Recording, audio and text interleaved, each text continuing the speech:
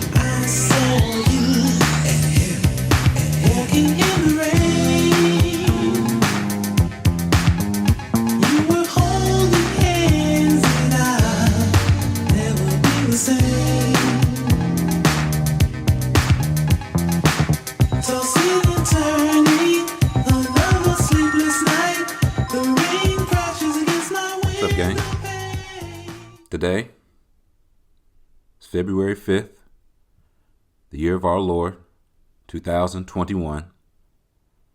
And I'm having fun. I'm having fun. I'll hold for your applause, but I'm having fun.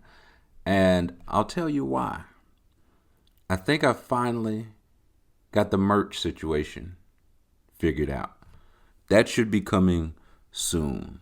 People have been asking for a while, and I've been dragging my feet on that. That's on me. But that should be coming this month. That should be coming this month. But aside from that, God, no, I'm not having no fun, man. What's wrong with you? Are you kidding me? Don't be silly. Anyways, the big game is coming up. The Super Bowl, as you may know it as. I've done some extensive research on each of these teams, the Chiefs of Kansas City, the Buccaneers of Tampa Bay. And I'm going to tell you how this game is going to go down.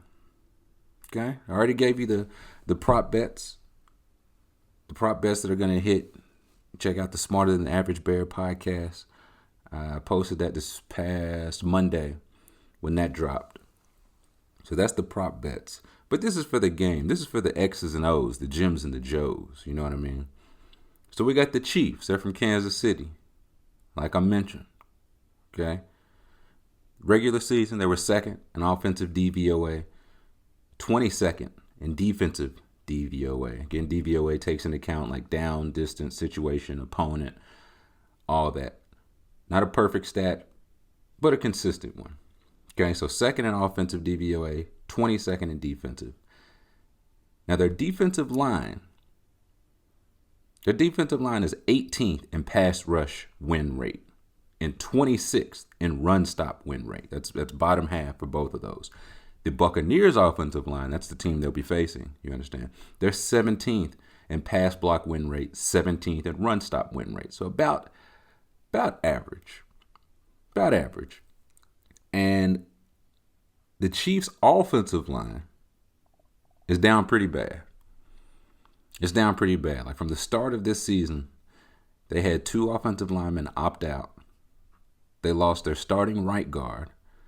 They lost their starting right tackle. And they lost their starting left tackle just last week towards Achilles.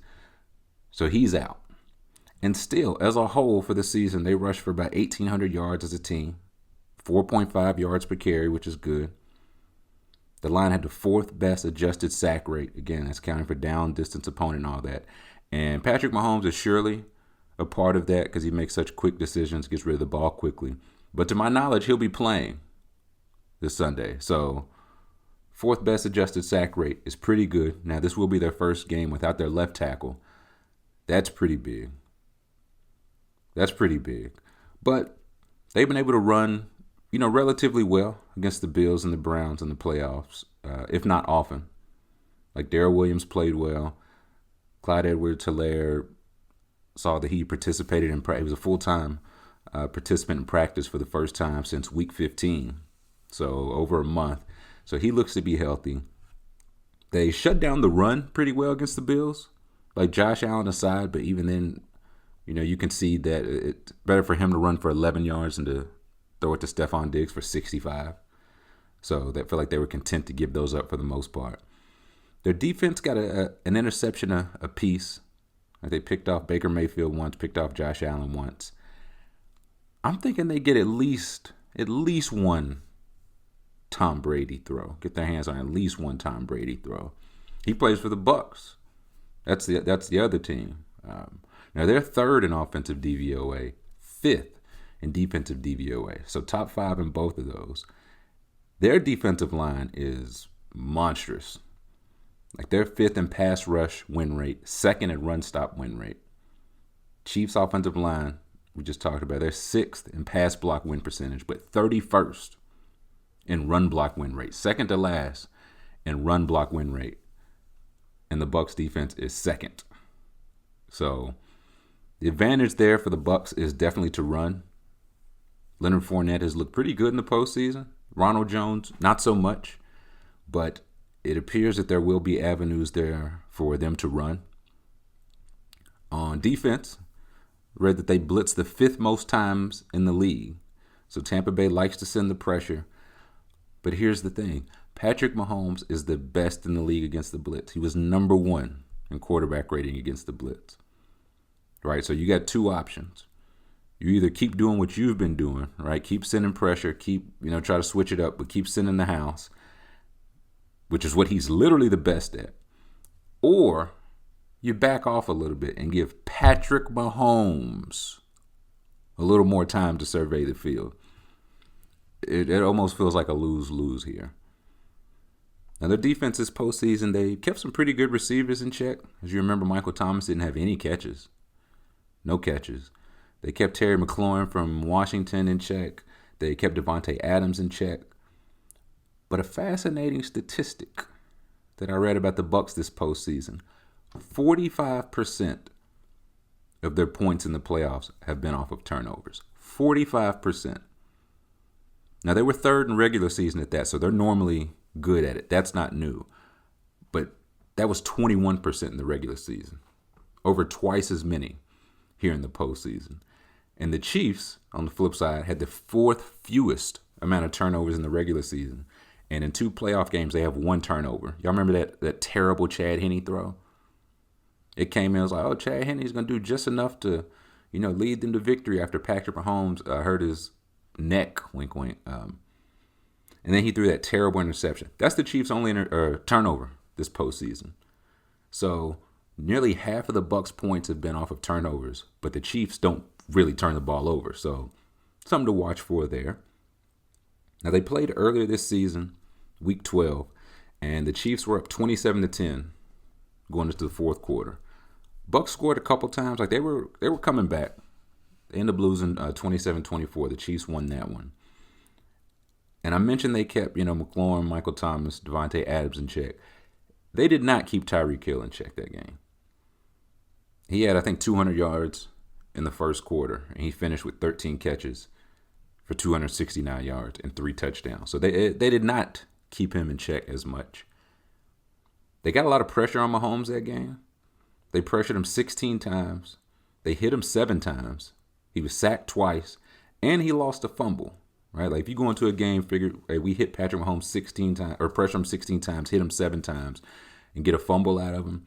You got to be feeling pretty good about yourself. But alas, he's Patrick Mahomes. That very same game, he completed 76% of his passes and threw for 462 yards and 3 touchdowns. So there's that. Sometimes you can send all the pressure you want, and it can get home, and it still doesn't matter. On the flip side, Brady was hit 8 times that game. He was sacked 3 times. He was picked off twice. So I think, again, I think they're going to get their hands on at least 1 Brady pass. But that was the Buccaneers' last loss. And again, that was week 12.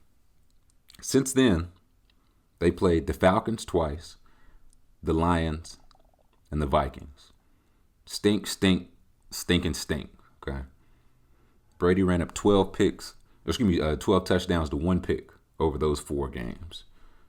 And in the 3 playoff games since, he hasn't completed more than 55% of his passes. And that's not necessarily a bad thing. You know, they've played some pretty good defenses, but they also haven't played an offense where they like need to keep scoring to keep up. Like if you give the Chiefs 2 picks, that's 14 points on the board. You're down 14 already. Right? Like they gave the Packers 2 picks and it was 6 points. So that's something to watch for. The Chiefs defense, again, that's acceptable against the run. They allow 4.5 yards per carry through 18 games, regular season and postseason. That's 20th in the league. The Bucs gave up just 3.41 yards per carry over 19 games. That's first. So I'm not sure how much it'll matter. Like the Chiefs score pretty quickly and consistently enough to force teams into passing. So like you can run against Casey all you want until you're down, 17-3 and you have to score. They're getting the ball back, which again just plays into what they want, which is Patrick Mahomes having the ball. This is the 5th time in their career that Patrick Mahomes has played Tom Brady, either the Patriots or the Bucs. And they are 2-2. They've split it evenly. And the scores for those games combined, Mahomes' team's 121 points, Tom Brady's team's 120 points. 1 point differential. So about as close can be. Now the Chiefs defensive coordinator, Steve Spagnuolo, has a winning record against Brady in his career. He's 3-2. And the 2 losses were by 4 points. So again, these are close games. And this also includes, you remember he was the defensive coordinator for the Giants in 2007 when they beat Tom Brady. Another random thing, I don't know if this really matters or will play a factor at all. I just thought it was interesting. Tom Brady has never led a team to a touchdown in the first quarter of a Super Bowl. Ever. He's played 9 of these, and he's never scored a first quarter touchdown. Which again, he's never played Patrick Mahomes in the Super Bowl. So that if ever there was going to be a time for him to change it, he might want to consider changing it now. So I think the Buccaneers run it early.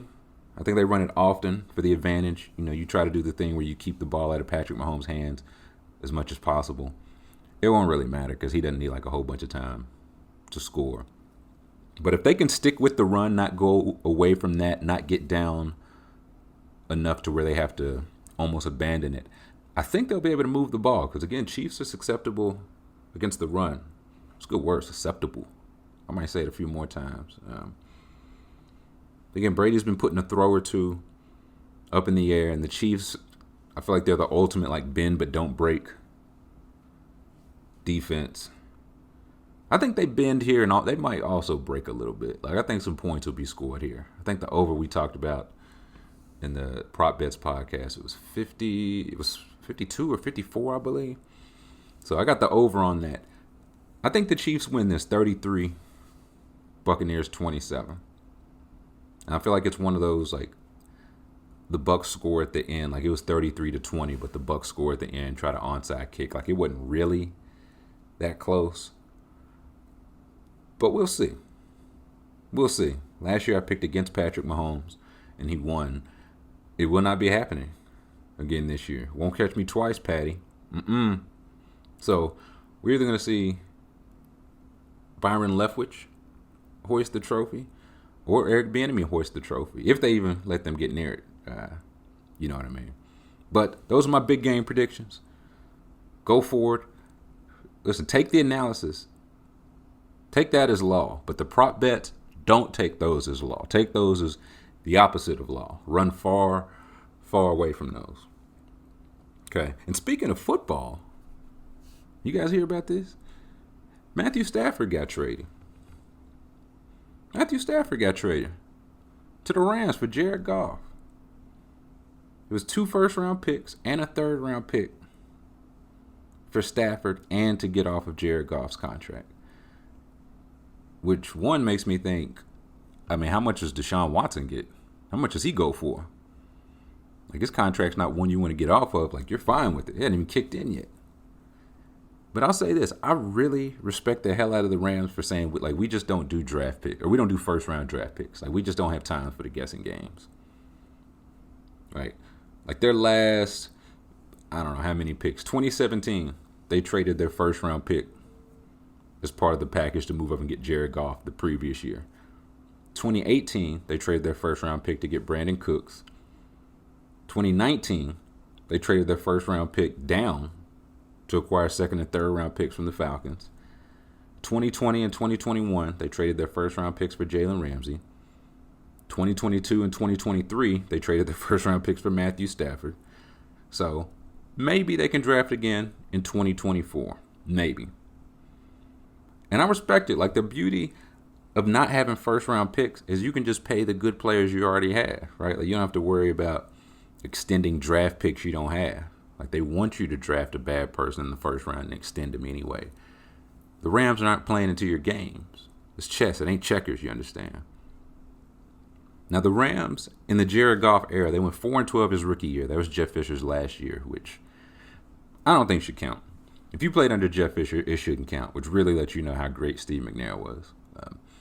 But in the 4 years since, in the McVay era, they're 43-21 in the regular season. 4 regular seasons since. And they've never been worse than 9-7. They've won the division 2 times, made the Super Bowl. They're 3-3 in the postseason. So you can do a lot worse than that, man. Like, just you listening to this, ask yourself, has your team won 43 games in the last 4 regular seasons? Have they won 2 division titles? Have they won any division titles? Have they made the playoffs? Have they won any playoff games? You know what I'm saying? So it's been some, like, it's funny to laugh at the Rams. They don't have first round picks. And again, it's very funny. It's very funny. They just don't trust their scouting at all. Love that.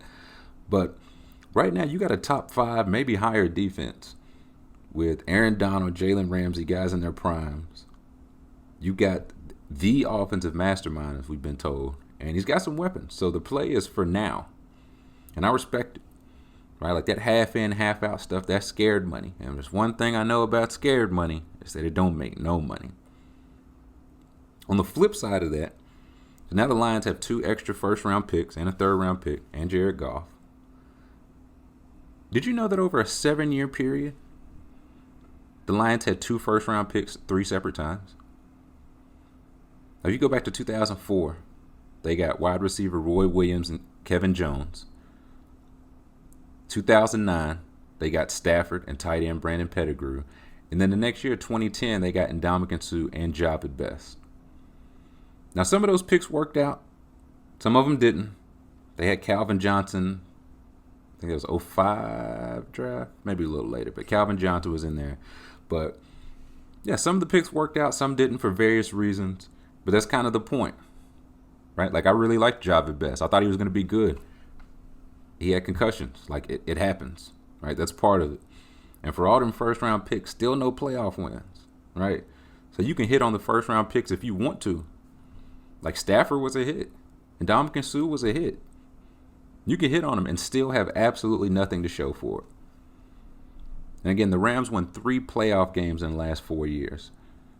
The Lions have made 3 playoff games since 2004. They didn't win any of them. And since you want to know, they lost the 3 games by 41 points combined. So I can respect the Rams going all in. Detroit just going to keep selling hope. Just selling hope. And the picks Detroit got, like, they're not even for this year. Again, they're for 2022 and 2023. That's when the Rams hope to be Super Bowl contenders, or like division winners at the least. So you're looking at a couple potentially late 20 picks. If I was Detroit, I would flip Jared Goff immediately. Immediately. Like, it's house money, man. If I could get a 3rd round pick or a couple of 4s, anything, I'd do it. Because, one, if I'm not mistaken, you don't have to pay the cap hit twice. Right? Like, the cap hit you get for trading a big contract is because the signing bonus. That's LA's problem. Right? So you don't have to pay it twice because LA already paid it. And here's the thing. Even if you do, because they're paying for Stafford's cap hit, right? Even if you do, you're ripping the Band-Aid off this year. Right? Like, get your cap hits out of the way. You're not competing this year. So I would put Jared Goff up to the highest bidder. And again, I'm not sure what they could get for him. But I do think there are some teams that should call. Like Washington. He'd be the best quarterback option in Washington mainly because he has two legs. The Colts, Broncos, Jets, Bears, San Francisco. Like somebody, one of these offensive geniuses can use Jared Goff. Like we can all acknowledge that he's mid and makes too much money. But listen, if the situation is right, you can still make the Super Bowl with him. I know Kirk Cousins got better numbers, but do you trust Kirk Cousins to win 3 or 4 straight playoff games? Because I do not. I do not. That's just me personally. So you got the 2 firsts and the 3rd for Stafford. Say they move him to Washington. Washington was trying to get in on the Stafford deal. Say they move him to Washington for a 3rd round pick. You're up 2 firsts and 2 thirds. At that point, Detroit's got the number 7 pick in this draft. How much would it take to jump into the top 2? Right? And guarantee yourself either Justin Fields or Zach Wilson or whatever quarterback you like. But why stop there? I've been thinking, like, how much would it take for them to get up to 1? How much would it be worth it to Jacksonville to be like, listen, we could get Trevor Lawrence, but we could also trade back to like 7, pick up basically everything they got for Stafford, like 2 firsts and 2 thirds. And that's 2 firsts from the Lions. I don't want them Lions first. Like maybe 1 Lions, 1 Rams, but I want one of them Lions first. That feel like gold. Right? Like I know Jacksonville sold on Trevor Lawrence, but counterpoint, they're also Jaguars fans. You know what I'm saying? What are they gonna do? Not be Jaguars? If they trade out of Trevor Lawrence, that's the final straw. That was it, huh? They're not gonna do that. They Jaguars fans, right? So I don't think it'll happen. Just curious. But if you got like 7 from the Lions so you don't fall too far and a couple of firsts, if you trust Urban Meyer and that staff, you'd still be able to cook. Right? And if you're the Lions, you basically turn Matthew Stafford into Trevor Lawrence. So, just something to consider. Just some things that would never, ever happen.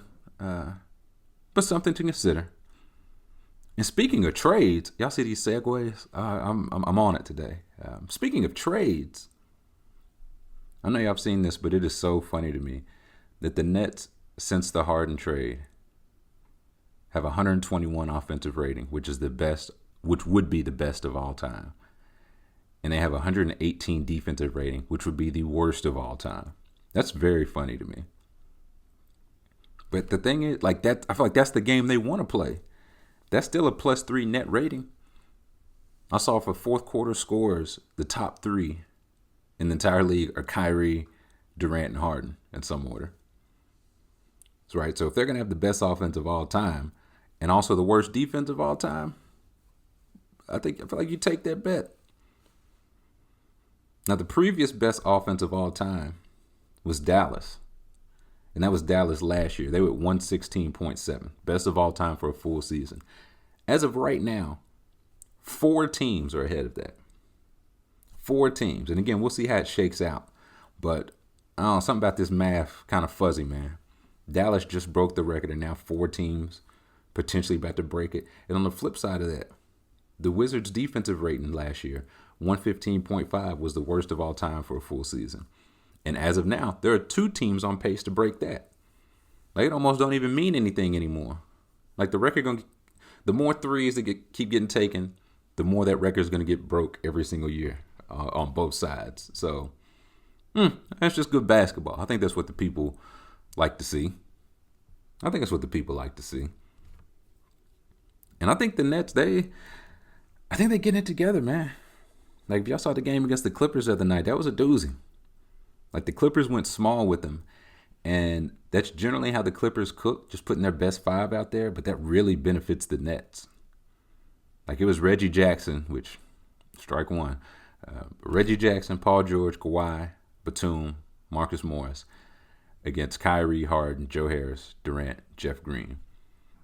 Like, the Nets can't rebound or defend the paint, and you're kind of letting them off the hook, right? Like, if you don't put anybody in there that can exploit either one of those things. And it's like, no matter how good your best perimeter defenders are, you don't have enough people to guard Kyrie and Harden and Durant. So that play is like right into the Nets' hands. Like, Durant took 13 shots the other day. 13. He scored 28 points because that's just what he does. And I thought it was a good point by the homie Miles Brown. Like, people are saying Durant needs more shots. He should lead him in shots, and he should. But he's content to be the third option, and that's terrifying. That's terrifying because he don't need no like time to warm up. Like, you don't have to worry about Kevin Durant going cold or him not being able to turn it on when he has the advantage. Because as it would turn out, he always has the advantage. So if he's willing to let, Harden run the offense, let Kyrie go off when he's hot, and he'll just take 13 shots and hit 11 of them, that's terrifying. Like, early on with this trade, I thought like the Celtics would be like a really good matchup for the Nets, because they can go like wing dominant and, go Jalen, Jason, Smart, no real like big man center out there. But again, I'm starting to see that that's what the Nets want. They want you to go small with them, right? And also, a little sidebar, Kemba's not looking great, man.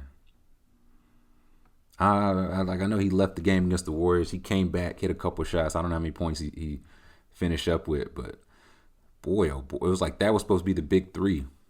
And if he's not really going to be the third part of the big three, tough scene. You got a lot of years and a lot of money left. Like the bet was he'd provide enough offense to override the defense, and they could put enough defense around him that the offense would outweigh it. But if he's the third option and bum knee, he's not a big guy. And if he can't get like that fastball back, that step back that was potent, I don't know. I just don't know. So I don't know what a Celtics Nets series would look like. Now I'd watch it. Don't get me wrong. I'd watch it. But I'd really like to see a Philly Brooklyn series. I just want to see if like Joel Embiid could average like a 30-30 for an entire series. 30 points, 30 rebounds in less than 30 minutes. I think he could do it. I'm still not sure who would win, but I do think he could do that. On the flip side of that trade, you got the Rockets. I think the Rockets 7-3 since that trade, man. I don't know when they played next, but they had won 6 straight. They won 4 of those by double digits. And since the trade, they were 17th in offensive rating, which is just about dead average, a little bit below average. First in defensive rating, plus 7.8 net rating. So I see you, Steven Silas, trying to get my little Coach of the Year vote. I haven't cast my ballot yet, but I see him trying to get my vote. I see you, Steve. I don't really have a segue for this one, but basketball, right? Oh, wait. No. Got you. Okay. Rockets just traded Harden. Next star available, Bradley Beal. That's the segue. Okay. So Bradley Beal is upset, apparently, that he's being criticized for staying in Washington. And I'm reading a quote here. It says, quote, "He is privately frustrated and confused with the perpetual portrayal of his situation, according to sources familiar with his thinking, after seeing other players take criticism for requesting to leave teams. Those sources say Beal feels he's getting nitpicked for choosing to stay in D.C., where he began his NBA career in 2012. He felt similarly when he signed an extension in October 2019. Speculation about his future has swirled since before then." End quote. That's crazy, right? It's almost like you're damned if you do, damned if you don't. It's almost like you're going to get criticized either way. So you should probably just do whatever you think will make you happy. That's wild. And also, what is a source familiar with his thinking? What does that mean? What did that mean? Right? Like, I think about, just think about this. You listen to this right now. If somebody was getting interviewed about your life and they said this is a source familiar with your thinking, what does that mean? Who could that be? I don't know. Like the other night against the Nets, it ended up working out. But the first half of that, man, he was moping and not sitting in the huddle and not slapping his teammates' hands and standing flat-footed like that. That's not more noble than what James Harden did, right? Like, the team's not good. They're not good. Stay or go. You know what I'm saying? It's his choice, of course. If you stay, you can't be mad and moping around because of the situation, because you chose to stay. And if you leave, you know the stakes, right? You'll be criticized for, I don't know, 2 weeks, right? Like Harden was criticized for it, AD was criticized for it, but it all passes. It all passes, especially if you win. If you win in a new spot, nobody cares. And even now, like as mad as people were about Harden, does anybody still mad? Does anybody care? I feel like probably Rockets fans and beat reporters and all that, but like they got a pretty decent haul, right? Their team's been competitive since then, and they got 7, 8 picks. Like, does anybody stay mad? Does anybody really care? So do whatever you want, Bradley Beal, but it's like he's mad he's going to get criticized. That's how this goes. That's how this goes. And I'm not even saying like, hey, as a public figure, you got to take it. Nigga, as a human being, that's just how this goes. You go left, you go right, you're going to get criticized about, hey, man, why'd you go left? I didn't think you hated right. You go right, hey, man, why didn't you think about turning around? That's just how this goes. So I hope you make a choice that makes you happy, Bradley. Speaking of choices that make me happy, I'm on it today. They decided to bring the NCAA football game back. Did y'all hear this? NCAA football is back. Oh, yes. It's been a long time coming, man. And it's a testament to how good NCAA Football 14 was. I still played it on PS3. And I still play it often since I found out they update the rosters. They update them like every 2 weeks. Like if somebody just recently transferred to your squad, update it. They probably on there. So I can't wait for the new one. I know it's not coming till 2026, but we'll still be inside. Who cares? I just need like the college football playoff. I need more uniform options, and I'm just praying that they don't mess with recruiting. I'm praying that they don't make it like too complex. I'm also praying that I hope that they pay athletes, but I don't anticipate that happening. You know what I'm saying? I feel like we have to take that into our own hands. So I'll tell you what I do plan on doing, and I'd encourage everyone to do the same. If and when this game comes out, I'm gonna go to Georgia State, a college, like their team will be in the game. And I'm going to find as many football players as I can. And I'm just going to hand them cash money. Just hand them cash money. I encourage you to do the same. The NCAA is not going to pay them. I'll pay these guys. Hey, you, number 14. Here's a 20 ball. Oh, you the star wide receiver. You might get a Virgil, young man. Right? Because like they should definitely be paid something for it. So if the NCAA won't do it, we'll have to do it. Take all that money they're going to try to make you pay for VC and microtransactions. Just put it directly into the hands of the kids. Be a bag man or a bag woman you can be proud of. You know what I'm saying? And I'll tell you this. I'll even make a deal with EA Sports. Right? I'll make a deal with it. They're going to put some terrible, like my player mode into it, right? Where you start... Like you're going to start as like a 5-star freshman recruit, but something terrible happened. You lose one limb every single year until your senior year, right? And then like a doctor, he lived like 3 towns over. He agrees he'll fit you with bionic limbs, arms and legs if you transfer to his alma mater. And you do transfer to his alma mater. Y'all win state. But now you got to go to his college alma mater, or he just give you back regular limbs, and you go to the school of your choice. So if they agree to not put no horrible story, just let me be a 5-star recruit and just everything breaks well for me, I will not go hand out money to college football players. Is that a deal, EA Sports? Y'all know how to get in touch with me. This is an open offer. Y'all remember the old NCAAs? When like you started with the shitty dorm room and you had like a picture of your girlfriend on your desk, and every year as you got better, she got, I get quote unquote, traditionally more attractive, or conventionally, I think that's what they say, conventionally more attractive. Y'all remember that? Y'all remember when you could pick a major? You had to like pick a major on there. And like the tougher the major was, the better attributes you got. Like you could pick like molecular biology, right? Or you could pick like shoes, mascots, colors. I just pick the easy ones. I ain't come here to play school, if you know what I mean. I do hope they bring back the part of the game where you can suspend players or let them slide, like in the old NCAA. We were talking about this the other day, and some people weren't familiar, man. I hate that people weren't familiar with that or were too young to be playing it then. Like, you could suspend players or let them slide as long as, like, your sanction meter didn't hit too high, right? Once your meter hit, 80%, whatever, that's when the NCAA, bam, they hit you with the sanction. So you had to, like, really kind of ration it out. Like, your starting quarterback, maybe he robs a bank. Maybe he runs a police car off a ravine. Maybe he hijacked a school bus, all in his escape from robbing the bank. I might suspend him for a quarter. You know what I mean? Maybe a half, depending on who we playing that week. But to even that out, you got to take like your fourth string right in. He got a 72 on a pop quiz. I'm pulling a scholarship. He's out of there.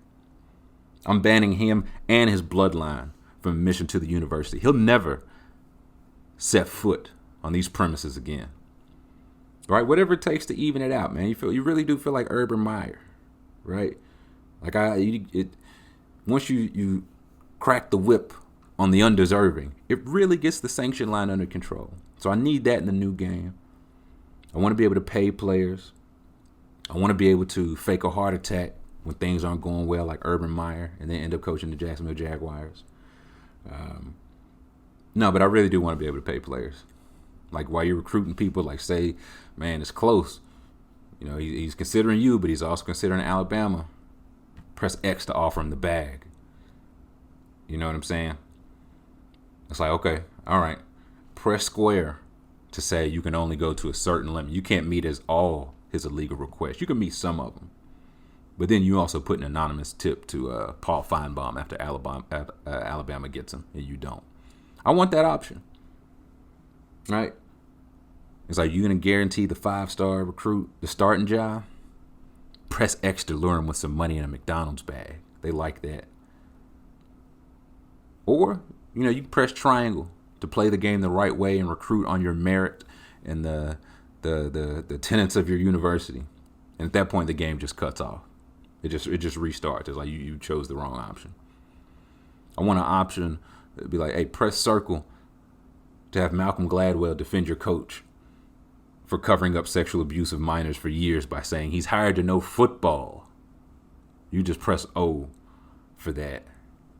And speaking of old video games, y'all remember when Madden had eugenics? I didn't realize how fucked up that was at the time, but now it's very funny. Right? And if you weren't familiar with this, the old Madden, like when you're creating a player, I think it would give you, like, you just press a button to give you random parents, roll of the dice for your parents to say, like, what your dad and mom did, what their IQ was, and all that. It'd be like, your father was a daredevil. He's known for leaping over the Grand Canyon on a Huffy bicycle. He didn't make it. Your mother was a supermodel, right? And so you would just try to, like, roll the dice, trying to get, like, former basketball player father, former track star mother, and no dice. You get like one or the other, right? Like, your father was an Olympic athlete, your mother was a kangaroo. That was the jackpot. And they had crazy options, man. It was like, your father went to jail when you were young. His IQ was 14. Your mother battled opioid addiction for 12 years. First round pick. Like, that's the ideal draft stock you're looking for. Like, they had you remember movie lines. Y'all remember that?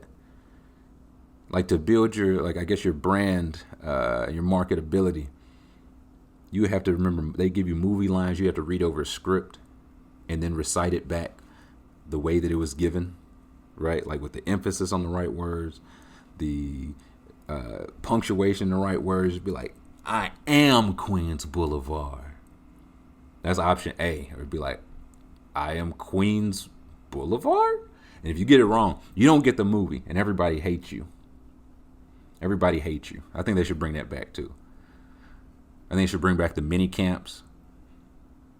Bro, you could do a mini camp and you could turn Seneca Wallace into basically Mike Vick in like 3 off seasons. And if you have Michael Vick, you could basically turn him into a perfect player in about 2 off seasons. That was when video games were fun. Y'all remember when video games were fun? Y'all remember that?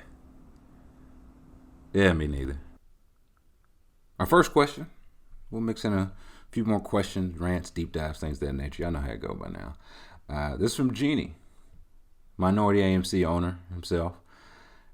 And he asked, what would my first move be as head coach of the Kentucky Wildcats in NCAA football when it does release? And I'll tell you right now, because it's something I've already did with the updated rosters on NCAA 14. I'm cross-checking the speed of every player with the 40-yard dash time they have listed on Rivals. I want accuracy. Y'all got to stop fronting on Terry Wilson and Chris Rodriguez. Their speed on NCAA football is criminal. Rodriguez got 3 60-plus yard runs over the past 2 years. In the SEC, and he got a 77 speed. Stop this. Stop this. Like Terry Wilson's biggest asset was his speed. And they give him like an 81, 82. Cut it out. That's priority number 1. Second priority, I'm creating Chris Oates again to give him the college career that he deserves. Several Bednarik awards, maybe a Heisman or 2. He was a linebacker that played for Kentucky. Really promising career. And over like the past offseason, he had some kind of medical emergency. And the first picture I saw of him after that was him in a wheelchair. So it doesn't seem like he's going to be playing again. So giving Chris Oates definitely the send-off that he deserves. That's my first 2 acts of duty there. Second, somewhat related question. It says, would you change your stance on first-round running backs if it's Chris Rodriguez? Yes, but there's a caveat. It has to be first overall. Has to be first overall. You can't say you think he's the best running back prospect. You got to say he's the best prospect overall. Like, what are you waiting for? Just take him first overall. In this Super Bowl, like we got Lenny Fournette versus Clyde Edwards-Helaire, right? Like, is the first round running back back? No, they're not. But my Cats are. We just had a pretty solid signing day. We'll talk a little signing day later. But we got like our left tackle and our center went to the NFL. But our guards and our right tackle, they're all returning.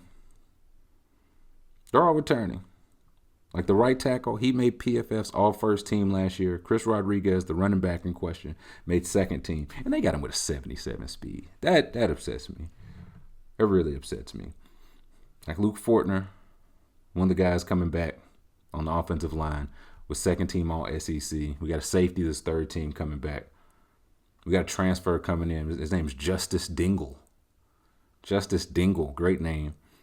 He's a 4-star linebacker, went to Georgia Tech. He's transferring in. And coincidentally, his brother's a 4-star tight end that also just signed with Kentucky. Wow, how that works. Like we got Wan'Dale Robinson coming in from Nebraska. We got new offensive coordinator. He was the Rams quarterback coach. So some would say he was making Jared Goff look decent. You know what I mean?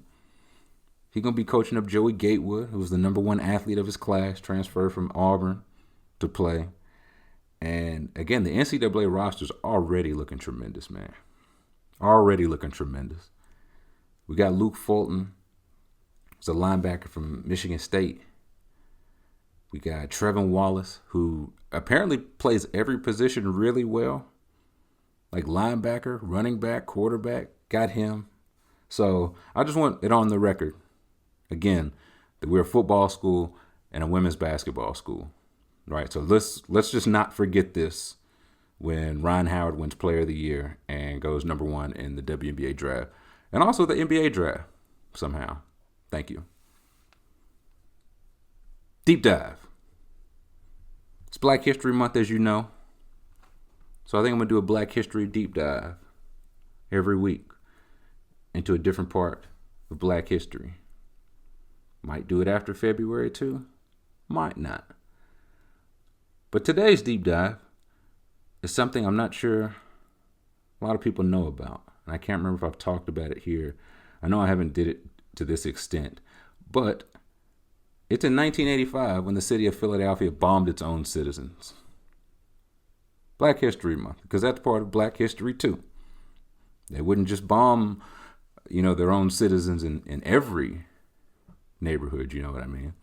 So, this article, and if I can remember, I'll post the links with these. I should have I posted the Hank Aaron links in the Discord. If I can remember, I'll post them with the actual podcast. This article is from November of 2020, a couple months ago.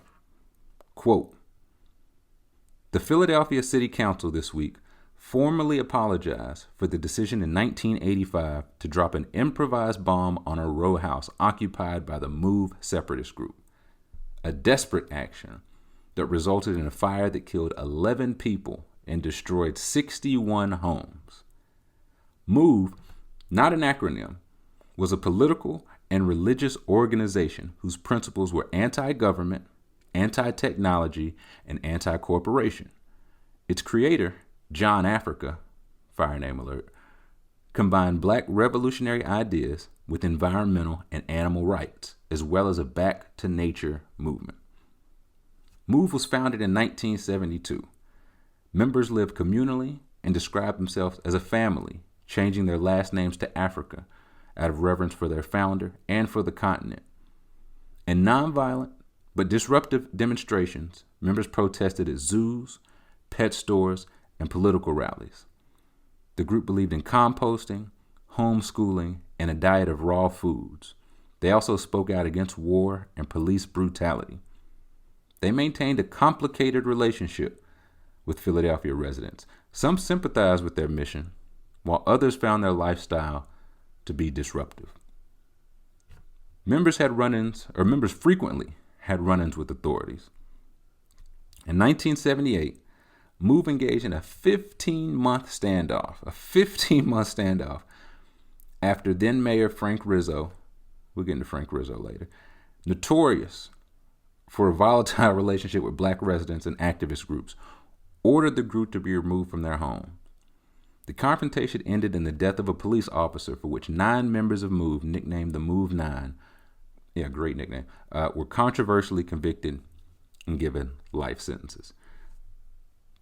Let's pause it real quick. I wanted to go back and see, it said Frank Rizzo notorious for a volatile relationship with black residents and activist groups. I want to know what that meant. What does that look like? Okay. So Frank Rizzo, who was the mayor then, was a big opponent of desegregation. He prevented public housing from being built in white neighborhoods, and he urged supporters to vote white, quote unquote, vote white. During Rizzo's time as Philadelphia's mayor from 1972 to 1980, the U.S. Justice Department filed a lawsuit against the city's police department, saying officers' use of excessive force shocks the conscience. Like, even the Justice Department was like, Frank, baby, listen, we know you want to whoop niggas' asses, but even this is the line, daddy-o. Like, reel it in. The Justice Department said the use of excessive force shocks the conscience. Shocks the conscience. Frank Rizzo just had a statue removed in Philadelphia this past June. But the fact that a mayor, and he was once the police commissioner, and he oversaw mass amounts of police brutality in the city. The fact that he even had a statue at any point, but also one that remained up until June 2020. That's saying something, right? That's saying something. So, all Frank Rizzo, back to the 1978 event where the officer got killed. This was August, right? We're going back a little bit. We'll jump back forward.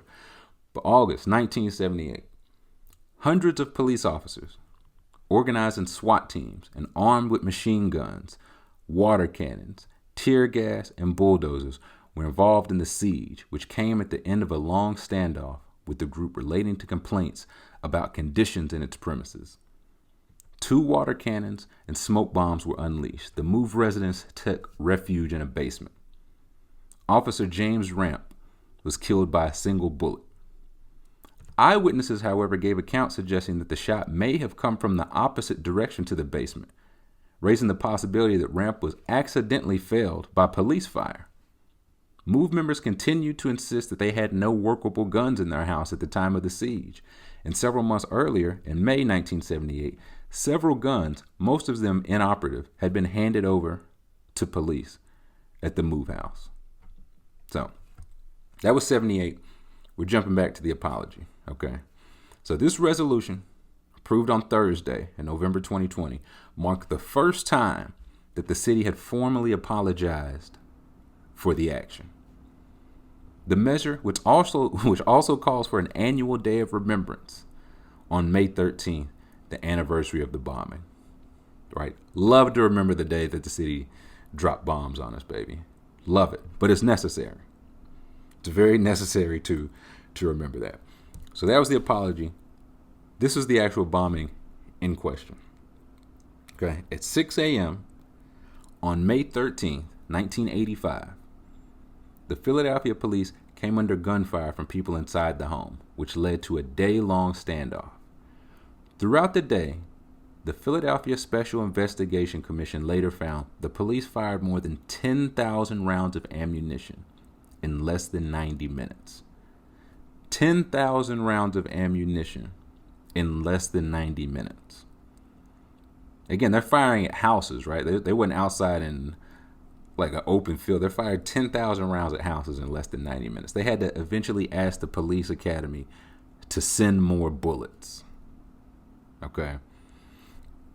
They fired them at the row house, which was occupied by men, women, and children.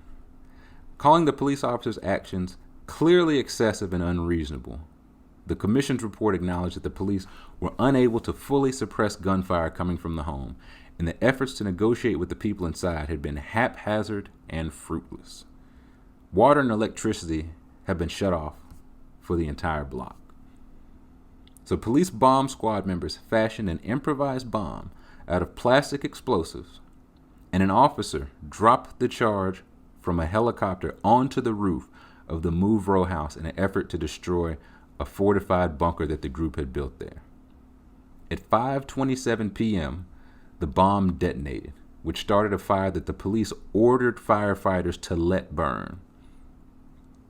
Police ordered the firefighters to let this burn. The blaze spread, ultimately destroying 60 other nearby homes. The deaths of 11 people, 6 adults, and 5 children in the police action were classified as unjustified homicides. More than 250 citizens were left homeless. Neighbors returned to shoddy construction in 1986, and by the early 2000s, 2/3 of the neighborhood had been bought out by the city. Today, the houses are largely vacant. The bombing, now deemed one of the worst tragedies in the history of Philadelphia, lives on in the memories of the city's residents. End quote. And that was something I found out a few years ago as an adult, but didn't know like the full extent. And I know there's somebody reading this like, well, listen, you firing the cops, that's what you get. You get your house blown up, right? Now there are penalties and consequences for all that. Right? I'm not saying they should walk free. I mean, if they were firing the shots, saying they were handing over inoperative guns. But you fired 10,000 shots at a house with men, women, and children in it? Drop a bomb on row houses thinking you just going to hit one house? It's a row house. You hit the entire row. 250 people were left homeless. 5 children were killed. And this is 1985. This wasn't 1822. Right? Because I thought about doing Black Wall Street, and I still may. But I wanted something a little bit more recent. Some of y'all was born in 1985. I'm sure some of y'all might even remember this. Right? But just understand, a major city, any city at all, a major city, thought it was a good idea to drop a bomb on its own citizens. And that's the Black History Deep Dive for this week. And speaking of deep dives, this is one from somebody asked us a couple weeks ago, and I brought it back. So maybe a deep dive, but say the NBA has created an Offensive Player of the Year award, has tasked you to retroactively give this award since 2010. If this award changes how you feel, who if this award changes how you would feel, who should have won MVP? There we go. In a particular year, change that as well. Hashtag deep dive. So we go back to the 2010-2011 season. Just for reference, this is Bron's first year in Miami. This is the year that the Mavericks beat the Heat in the finals. Derrick Rose won MVP that year. Dwight Howard was second. LeBron was third. Retroactively, I would give the Offensive Player of the Year award to LeBron James. I would also give him the MVP award. He averaged 27, 8 rebounds, 7 assists on 51, 33, 76 shooting. He had a higher PER, higher true shooting percentage than Rose. He led the league in offensive win shares. Now, Rose had a higher assist percentage, lower turnovers, but he took more threes than LeBron, and he really didn't make more.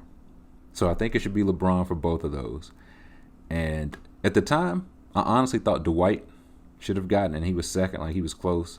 And his case is still strong, but LeBron was also first team all defense that year too. So he should get Offensive Player of the Year and MVP. The next season, 2011 and 12. This is the year the Heat beat the Thunder. LeBron won the MVP. KD was second place. Chris Paul was third. The Offensive Player of the Year here, I think it's still LeBron James. He's MVP. They got that right. And Offensive Player of the Year. Now, second, I would have had Chris Paul. I would have, probably switched those two maybe for MVP. Because Chris Paul was 20 points a game, 48, 37, 86 shooting, 9 assists a game. Like more assists, lower turnovers, more offensive win shares than LeBron. And he had the lowest usage rate of the three by far. By far. And this was young KD. KD was at 28 a game on 50, 39, 86 shooting. But the playmaking wasn't really there for KD. Not yet. Not yet. So LeBron now has 2 Offensive Players of the Year. The 2012-2013 season, Heat beat the Spurs in the finals. LeBron won the MVP. Kevin Durant was second. Carmelo Anthony was third. How about that? Do you remember when Carmelo Anthony was third in the MVP race? I do. So Offensive Player of the Year that year, I give it to KD. I'd give it to KD. KD averaged 28, 8 boards, 5 assists. That's when the playmaking really started coming along for KD. He shot 51, 42, 91. So 28 a game on 50, 40, 90 shooting is insane. Now LeBron was 27, 8 boards, 7 assists and made first team all defense. So I'd still give him MVP. LeBron would still be MVP. They got that right. But I would give KD that Offensive Player of the Year. Following year, 2013-14, Spurs beat the Heat in the rematch. KD won MVP. LeBron was second. Blake Griffin was third. Y'all remember that? Blake Griffin was third. Man. So Offensive Player of the Year that year, I give it to KD again. I think he deserved MVP, and I give him Offensive Player of the Year. 32 points a game, 7 boards, 6 assists on 50, 39, 87 shooting. So Bron's got 2. KD's got 2 Offensive Player of the Years. The following year, that's when Steph come into the mix. That was the year the Warriors beat the Cavs. Steph won MVP. Harden was second. LeBron was third. I give the Offensive Player of the Year to Steph, but that was a close one. Steph was at 24, 4, and 8. CP3 was 19, 5, and 10. Harden was 27, 6, and 7. Bron was 25, 6, and 7. Russ was 28, 7, and 9. But because he was 1 percentage point away from 50, 40, 90, the MVP on the championship team, I give Steph Offensive Player of the Year there. 2015-16, this is Steph's unanimous MVP year. He was first. Kawhi was second. This one Kawhi kind of creeps in here. I mentioned the top 3 just so you can kind of get a feel of like when people started creeping up into the mix. But that was the year the Cavs beat the Warriors in the finals. They blew the 3-1 lead. Maybe you've heard about that. But Offensive Player of the Year, it's Steph. It's still Steph. He averaged 30 points a game on 45, 91 shooting. He's MVP and Offensive Player of the Year. So as of right now, Bron's got 2. KD's got 2. Steph has got 2. And now we're getting more recent. Okay. So 2016-17. This is Kevin Durant's first year in Golden State. Warriors beat the Cavs in the finals. Duh. This is Russ's MVP year. This is the first triple-double year for Russ. He came in first. Harden came in second. Kawhi came in third. Offensive Player of the Year, though, I give it to Harden. He shot better from everywhere than Russ. He had a lower usage rate. And offensively, his team wasn't really that much better. Like Harden had the number 2 offense with Eric Gordon, Ryan Anderson, Trevor Ariza, and Lou Will. Russ had Oladipo, Steven Adams, Cantor, Ricky Sabonis, and they had the 16th ranked offense. So Russ can keep the MVP, like fine with that, but Harden gets his first Offensive Player of the Year. Next year, 2017-18, Warriors smoked the Cavs in the finals again. That's the year James Harden wins MVP, LeBron second, Anthony Davis third. So now AD's creeping in the mix. Offensive Player of the Year, I'd go Harden. He gets MVP and Offensive Player of the Year that year. He had the same true shooting percentage as Bron, which is really wild because how much higher Bron shoots from 2%, from a 2-point range, I should say. But because the type of shots Harden takes, right, he gets to the line way more, hits way more threes, higher assist percentage, lower turnovers. So he gets Offensive Player of the Year there. Harden gets his first. Congrats. 2018-19. This is the Raptors over Warriors year. Giannis won MVP. Harden was second. And Paul George was third. Y'all remember that? Y'all remember Paul George wasn't a punchline, man? Not even saying I think he's a punchline. But I feel like the consensus is that he's a punchline. That was like 2 years ago. It really wasn't that. Whatever. Giannis got MVP. And I think rightfully so. I think Harden would have got Offensive Player of the Year. That was the year he averaged 36, 7 boards, 8 assists. He just created more points. Now, Giannis probably saved more points. Again, like first-team defense and all that. He's still the MVP. But Harden gets his second Offensive Player of the Year. So right now, Harden, Steph, KD, and Bron all have 2. OPO-wise. 2019-20. This is last year. Lakers beat the Heat in the final, of course. MVP race, Giannis won, LeBron, Harden. Luka was 4th. Luka's into the mix now. Offensive Player of the Year, I'd go LeBron. Like, he finished first in assist percentage, like, by far, and he was not top 10 in usage. It was just a really efficient year. Again, Giannis still deserved MVP, but Offensive Player of the Year, I'd go LeBron. So LeBron's got 3. And the top 3 that year in offensive win shares, I just thought this was interesting. Damian Lillard was number 1. Dame was 1, Harden was 2, AD was 3. Because, again, LeBron was passing his ass off. But I thought Dame being number 1 was interesting to me. So LeBron now has 3 OPO-wise, 3 infamous OPO-wise. That should be like I'm trying to think like who just got the Carmelo Anthony Memorial Offensive Player of the Year award. Now, this year, I have no idea who wins it, man. No idea. Like this year, you got Jokic. He's at 27, 12, and 9. He's shooting great from everywhere. Bradley Beal's at 35 a game. He's shooting pretty well from everywhere. KD's at 31 a game on 52, 45, 87 shooting. Embiid's at 28 a game. He's shooting 40% from 3 and dominating in the post. Steph's at 28 a game. He's taking 11 threes a game and hitting 41% of them. You got Luka at 27, 9, and 9, but he can't shoot. And I didn't mention Harden. I didn't mention LeBron. So this year's Offensive Player of the Year, that's going to be a doozy. But that was a good question. I enjoyed that one. So our final tally, LeBron has 3, Durant has 2, Harden has 2. Who else? Steph has 2. Who am I missing one?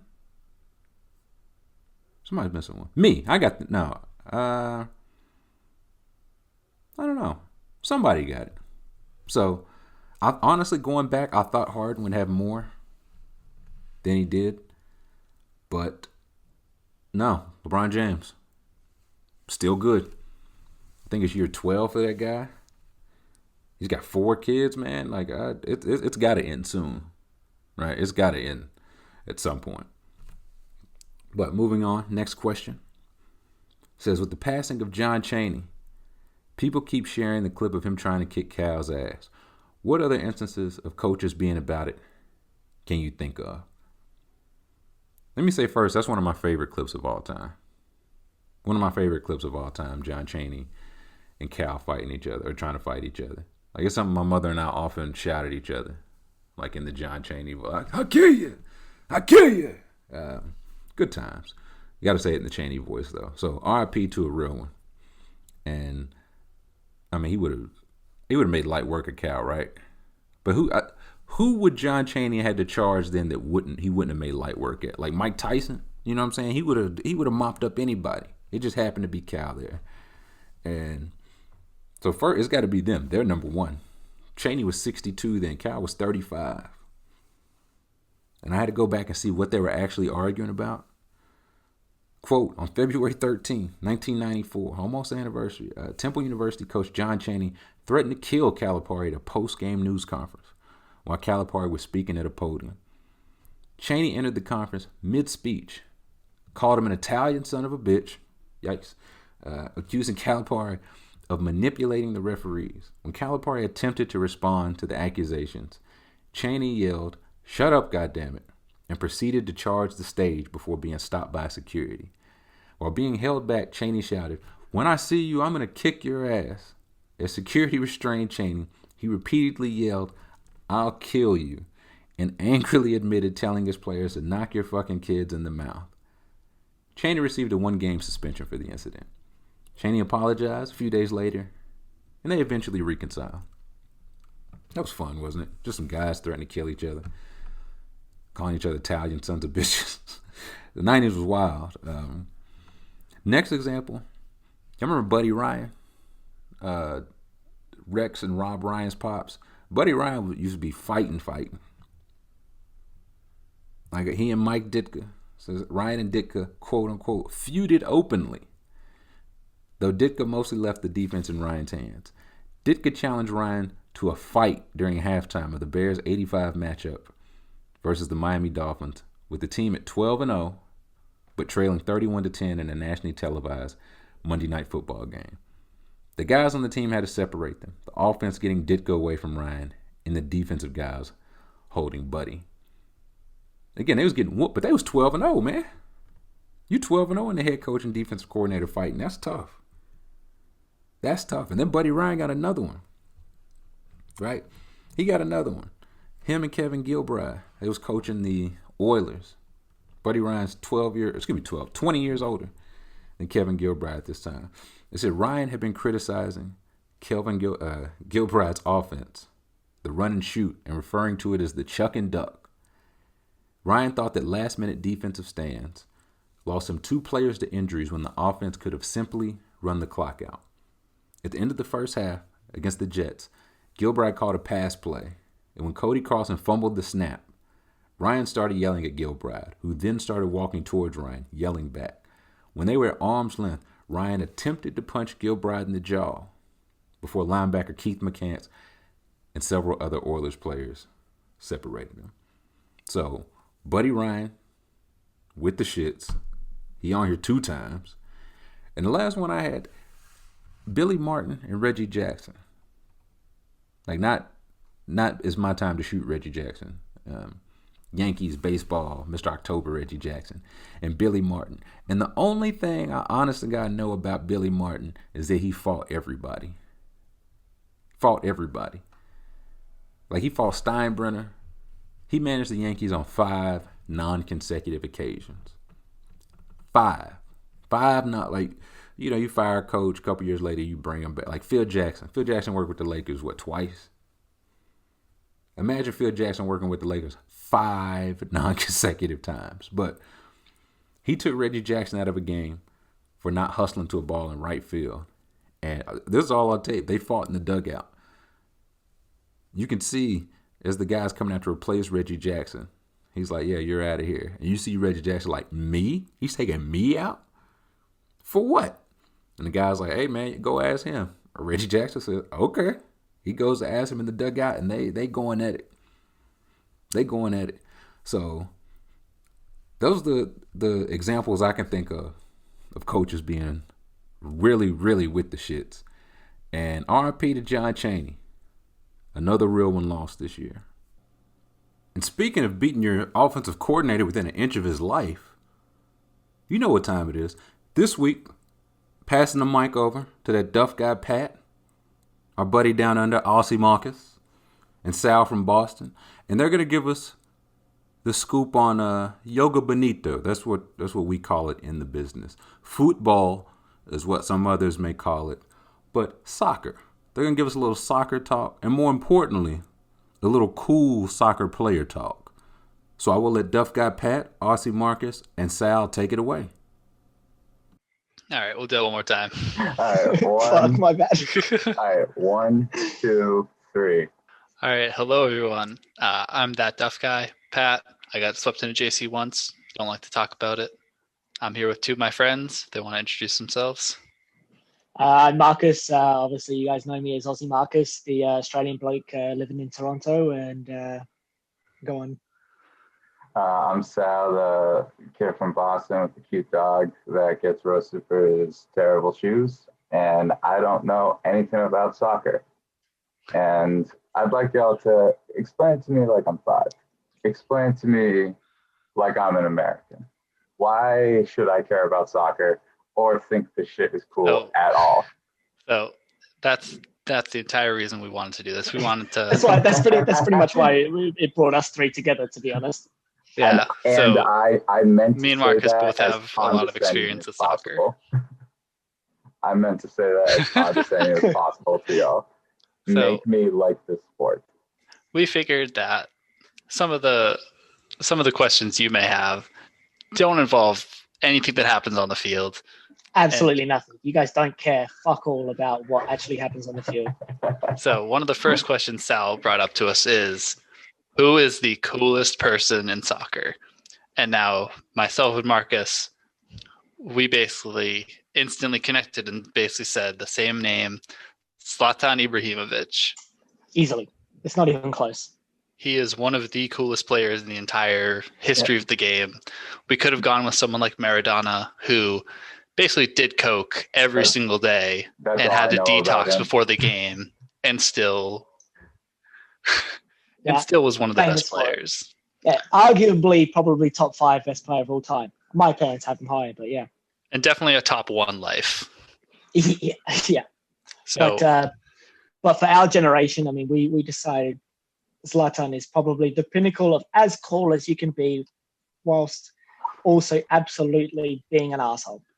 So what about him makes him cool?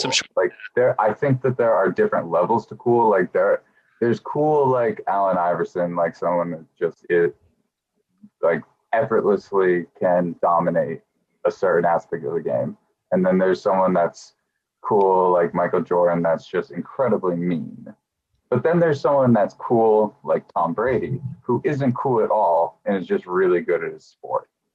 Which no one thinks Tom Brady's cool. Yeah, no, I know. He's a great player. Exactly. The only cool thing about Tom Brady is the fact that he's very good at football and he has a really hot wife and is incredibly rich. Those things normally would be cool, but because it's plastered on Tom Brady's face, it's not cool. Like, I think those are different levels of cool. So what if I told you? What if I told you that Zlatan is all of those things? So for some stats, yeah, on the same roids that Barry Bonds was on. So he in his career he has played 568 matches. He has scored 380 goals and assisted 133. So that's basically a goal contribution every single game that he's ever played in his entire life as a professional player. He's now 40 and still dominating as well. Yeah, so he's 40 years old. He's very cool. So no matter what happens, if he steps onto the pitch, he will positively affect the game. Like no matter what throughout his entire career. Oh wait, 100%. He'll just either score or help someone else. But what I think makes him the most cool. Exactly. But like his coolest shit is off the pitch. Absolutely off the pitch. All the sagas that go on around him, or all his, like, if you just type in Zlatan quotes, it's fucking phenomenal. Just the shit he says, the arrogance behind him. And that's exactly what we did. We were that's exactly what we looked at. A little Pat Reed's segment in this segment within a segment. Yeah. So here's an article from ESPN. I'm not going to read the entire thing. Just going to read probably like 6 or 7 quotes from Zlatan Ibrahimovic's 35 best quotes. And this was in 2017, so I'm sure there are a lot better quotes out there. But number 1, I can't help but laugh at how perfect I am. Yeah, that pretty much just oversees Zlatan as a person. Like that's just him. That's him embodied every single day. No, that sounds like Muhammad Ali in like the 60s when he's just like, I'm too beautiful to get punched. Who's gonna want to touch this face and like shit like that? Yeah.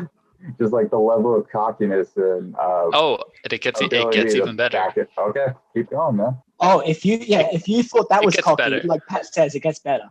So this is the third one. Zlatan doesn't do auditions. So for a little bit of context, Marcus is an Arsenal fan. Their team in London. When Zlatan was a teenager, he got offered to do a tryout. Basically, like, are you going to make the team or not? That's a totally normal procedure. When there's a young kid, you bring him in to try with the first team to see whether he can fit, whether he's good enough. All that kind of shit is absolutely normal. Yeah, and Zlatan said Zlatan doesn't do auditions. He talked about himself in the third person. To the manager. He talks about himself to the manager in third person.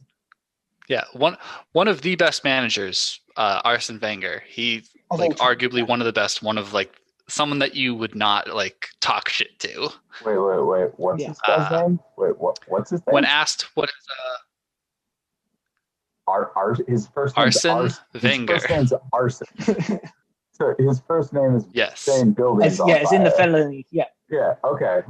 So no, that tells me I'm very afraid of this guy. I wouldn't say these. I wouldn't be rude. No, sorry. Continue. On another quote on what he got his ex-girlfriend as an engagement gift. He responded, "What do you mean present? She has Zlatan." Yeah, which also I might tie in. I might tie into the other one. He got questioned. Let me get this up here. Do you have it there about him potentially being homosexual? Let me get this one up. Oh no, I do not have that. Hold on a minute. Let me get this one up as well. I understand. His self-confidence in himself and is absolutely off the charts. He compared himself to wine. Like he just avidly is like, he's like, if I was to compare myself to an alcohol and wine, he's like, the older I get, the better I get. Yeah, which is true. He's literally playing in AC Milan right now, who's vying for the top of the league in Italy. He's currently 39 years old, turning 40 in October for AC Milan. He has scored 22 goals in 27 games at a high, it's literally the highest level in Italy right now, and he's still banging in goals. So he's still pretty right, to be honest. And I'm going to blast through these next couple quotes because I know that we recorded a little bit before this talking about some kind of random shit that we wanted to make sure gets in here, kind of giving a better comparison to who's the Phil Jackson? Like one of the questions was, who's the Phil Jackson of soccer? And we went in a little bit deep on that. But some final quotes. So for context, Zlatan played for one of the best clubs in France called Paris Saint-Germain. And this was when he was about to leave the club. I don't believe they can change the Eiffel Tower for my statue, even the people behind the club. But if they can, I will stay here. The man wanted them to replace the Eiffel Tower with a statue of himself. Yeah. And only then would he stay. Only then. He talks like he's Shaq. You take Shaq and you give him a man bun. Yep. That's another thing. Tremendous haircut. Like, it just came to my head, Pat. You could go on YouTube and type in, obviously not great radio, but you could type in Zlatan goal compilation, and correct, you would get like Zlatan, a 45-minute compilation of ridiculous. But not even like karate goals. Like this bloke like stands on one foot, puts his he does jujitsu, leg, and it's insanity. Above his head, back heels it, does a bicycle. Just some of the coolest shit that you'll see. And he does it effortlessly, and he never sort of breaks the character of I'm fucking God. All right, so, and moving on a little bit. Sal, you had a question earlier about a man named Ronaldo, and I want you to ask this question for everyone to hear. Okay. Oh fuck! All right, for context, I'm not an internet guy. I don't have Twitter or anything like that. I'm the only person probably ever in the history of Discord that doesn't have Twitter.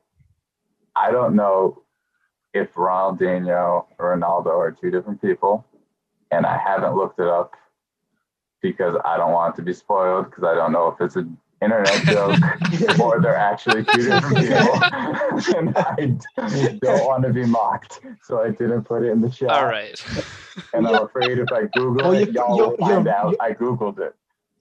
So explain it to Sal. So you're actually wrong on both fronts because they're not just one or two people. There are many people that are either Brazilian or Portuguese that have very similar names. Wait. The Ronaldo that you're probably referring to is Cristiano Ronaldo. Wait, I thought there was a person. Sal's in a box right now. Wait. Sal's fuck, guys. You can't see him, but he's literally. Wait. I thought Cristiano Ronaldo was complete. I thought there was. Sal's in a box. How many Ronaldos are there? Okay, no, continue. I'm so fucking. Notable ones too. Okay. Sam, mate, just sit back and enjoy the ride. Eh? Yeah, no. There is Cristiano Ronaldo. He is from Portugal. And he is one of top 2 player of all time, arguably. We can sit around all day and have arguments about who's the best ever. He's the bad guy that changed his face. Ronaldo. Right? No. The Ronaldo is Fat Ronaldo. Yes, Fat Ronaldo.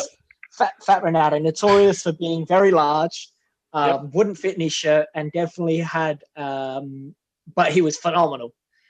Terrible haircut. Terrible haircut. The worst haircut of all time, with buck teeth as well. Little triangle on top of his forehead. There's everything else. So wait. That's the other one. So there's Cristiano Ronaldo. There's Fat Ronaldo. These are two different people, correct? There's Ronaldinho, who also was fat at one point. Oh yes, no, there are a lot of different people who have very similar names. And they're all phenomenal. Romario, Rivaldo, Robinho, everyone. Horrible human being. We just found out. Yeah, very much sexually assaulted someone, but we're not gonna we'll dive into that. We're not. Let's not do a deep dive on that. Yeah. So. Okay. All right. So Sal is clearly in a box at this point. I'm very confused. You know what I was just thinking as well is that all of these Ronaldos, Robinhos, each of them has a different characteristic, and each of them you could dive in for half an hour talking about it. Like Fat Ronaldinho trying to go into a country with a fake passport, clearly and fake getting passport, arrested, and he was in prison for a while. Yeah, and he had a passport that didn't had someone else's name on it, and it's Ronaldinho, one of the most famous people that most recognizable football players of all time. Tried to use someone else's passport. Obviously, like we said, Robinho is a horrible human being. Adriano, was tied in with the mafia. Yeah, there's so many tangents we could go down. I think we're running a little long. So if we ever want to be invited back here, Tyler, we can cut that. Yeah, we'll kick it to a little thing we recorded about kind of relating basketball and soccer and kind of giving people a perspective on some of the more on the pitch stuff. We did record a bunch of this stuff, so if anyone wants to hear us come back again, we'll be more than happy to, and we'll be more than happy to talk nonsense about horrible shit. Yeah, horrible people, cool people about soccer. If anyone wants to chat. But if you don't, ruthlessly make fun of us in the Cord. Of course. That's what we open ourselves up to. We wouldn't want anything less. We wouldn't want anything less. Yeah, Marcus and Pat. We just want to thank you all for listening. Thank you to Tyler. Marcus and Pat specifically said, make fun of my dog, make fun of my shoes, and anything that would hurt my feelings a lot and would keep me up at night. Just, be mean. Yeah, so thank you to everyone. Thank you very much. Thank you, Tyler. Keep wearing your mask. Keep washing your hands. Be safe, everyone. And strive to be as cool as Zlatan one day. Yeah, exactly right. I wish that. That's honestly my goal in life, to be honest. But yeah. All right, and we can cut it there. And we're back. Thanks to Pat, Marcus, and Sal. Couple notes. As always, I got to say, for that entire conversation, I too was Sal and don't know anything about soccer. Not a thing. Which is why I really appreciate them coming in with the great starter, right? Like, I need to know who's cool, right? Who's cool in this sport before I even think about entertaining this niche shit, this hobby, right? Do they even play soccer outside the United States? This is the question that myself and Sal are asking. Second thought, you got to be really cool to beat Maradona. I say this, I don't know a lot of soccer players. I know him because that guy was the coolest. I think it had to be him. He kicked a game-winning goal. I think in the All-Star game, he had his homeboy bring him out a bump just right there on the pitch. Right there on the pitch, right in his kit. Next note, there's nothing cool about Tom Brady. Like, I see what Sal was I see where he was trying to go there. Like, he's so uncool with the level of cool, like negative cool. There's not the wealth, not the wife, not the accolades. There's nothing cool about Tom Brady. Next thing. All right, so they were mentioning Zlatan. I know y'all talking about. I heard his name before. It started with a Z. You don't forget the Z names. You know what I mean? The thing I need to know when I hear people talk like soccer or hockey or basically anything I'm unfamiliar with, I need to know who's like second place. Right? Like, they said he was like first in goals and assists. I need to know who's second.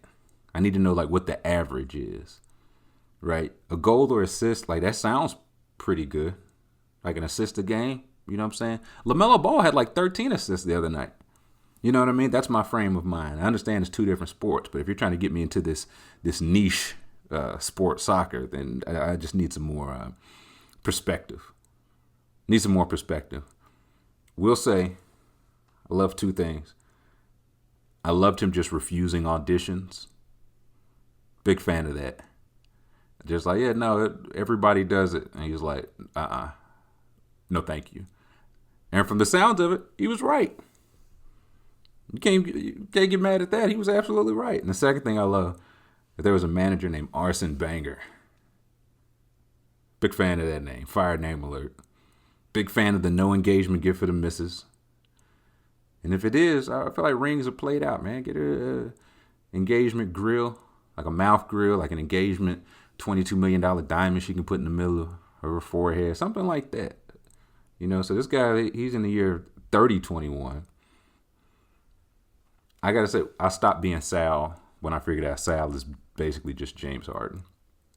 Like, Sal said he don't have the internet. He don't have the Twitter. He don't do the World Wide Web stuff. And the number of Ronaldos or Ronaldinos had his brain broken, man. He's like, you mean to tell me it's Ronaldinho, Ronaldo, Cristiano Ronaldo, Ronaldinho Reagan, Ronaldo Acuna Jr., Ronaldo Dino McDonald. He just couldn't believe it, man. There's a lot of motherfuckers named Ronald. Quiet as it's kept. So those are my brief thoughts. Thanks to the guys for our soccer 101 lesson. And we'll move on with more questions. Got some more ballot talk. Trailer McGinnis asked, with the NFL Hall of Fame being announced on Saturday, could we get who you would vote for or who you think will get in? For reference, the 15 finalists are as follows: Peyton Manning, Charles Woodson, Jared Allen, Rondé Barber, Tony Baselli, Leroy Butler, Alan Faneca, Torrey Holt, Calvin Johnson, John Lynch, Clay Matthews Sr. Not long hair Green Bay Packers Clay Matthews, his daddy. Sam Mills, Richard Seymour, Zach Thomas, Reggie Wayne. And normally they pick it between 4 and 8. I don't know if that's like mandatory, no less than 4, no more than 8. They clearly, they don't look at character, integrity, which is what MLB should do, right? Just drop that line. Y'all really don't care. O.J. Simpson in the Hall of Fame. Ray Lewis in the Hall of Fame. You know what I mean? So, for my ballot, for this man's money, my yeses are like automatic yes. Peyton Manning, Charles Woodson, Calvin Johnson, yes, and yes. Like, there don't even need to be a case made. I think I would vote yes on John Lynch. I'd vote yes on John Lynch. Like 9 Pro Bowls, 4 All-Pros. He's in 2 different teams, Ring of Fame. He's also still an executive for San Francisco. So I think that him still being in the mix, I think that'll get him in. Alan Faneca, I think he'll get in. Like, as I read and saw, like, the process, it seems like they do about 1 offensive lineman a year, which is stupid. But he 9-time Pro Bowler, 8-time All-Pro, All-Decade team, a champion. And I think he's been on of the offensive linemen, I think he's been here the longest with the best resume. So I think those 5 get in. These next ones, I would say yes. Like, I ultimately think they get in. I just don't know if they get in now. Right? Like Leroy Butler, again, they put like 1 safety in a year. I think John Lynch gets it this year. But I'd put Leroy Butler in. That guy was cold. Jared Allen, I don't know if he'll get in this year. I think it's his first ballot. I don't know if he'll get in first ballot. But he was, I remember Jared Allen, and looking back, he was a lot better than I remember. He's 12th all-time in sacks. So the 11 people that have more sacks than him all-time, 8 are in the Hall of Fame and 3 aren't eligible yet, but they will be. He's also got 3 NFL records, most consecutive games with a sack, 11, which is impressive. He's tied for most times leading the league in sacks, twice, which is wow.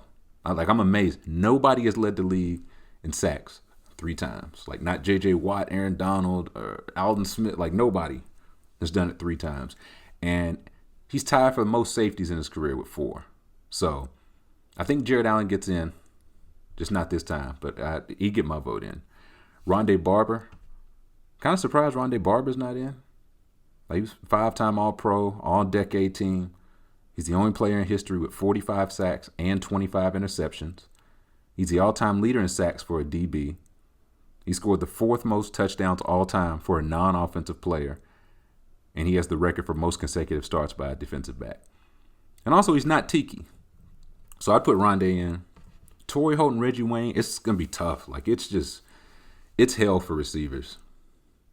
Like, it's just really hell for receivers. Like, both those guys were the second receivers on their team, like Torrey Holt to Isaac Bruce. And Isaac Bruce was the second person ever to get 15,000 yards.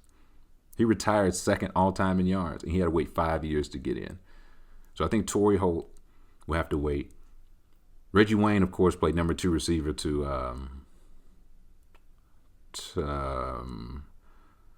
Austin Collie. And Austin Collie walked in, but I think Wayne will have to wait. It's just hell for receivers generally. And also, like, they're on the same ballot as Megatron, and neither of those guys were better than Megatron. So I think they get in, not this year. Richard Seymour, I think he eventually gets in. Like, 5 All-Pros, was part of a 3 rings in the NFL, I'd say is a dynasty. He made the Pro Bowl as like a 4-3 defensive tackle and a 3-4 defensive end. He doesn't really have the crazy stats, but definitely made an impact. So I think he'll eventually get in. And Zach Thomas, like 7-time All-Pro, All-Decade team, was a great linebacker. I think he eventually gets in. The guys that I don't, like I'd vote no for and I don't think they'll get in, Tony Boselli. I feel like Tony Boselli's been on the ballot every single year for the past 42 years. And I don't think he played long enough. Like he played 7 years total. 6 times he played 12 or more games.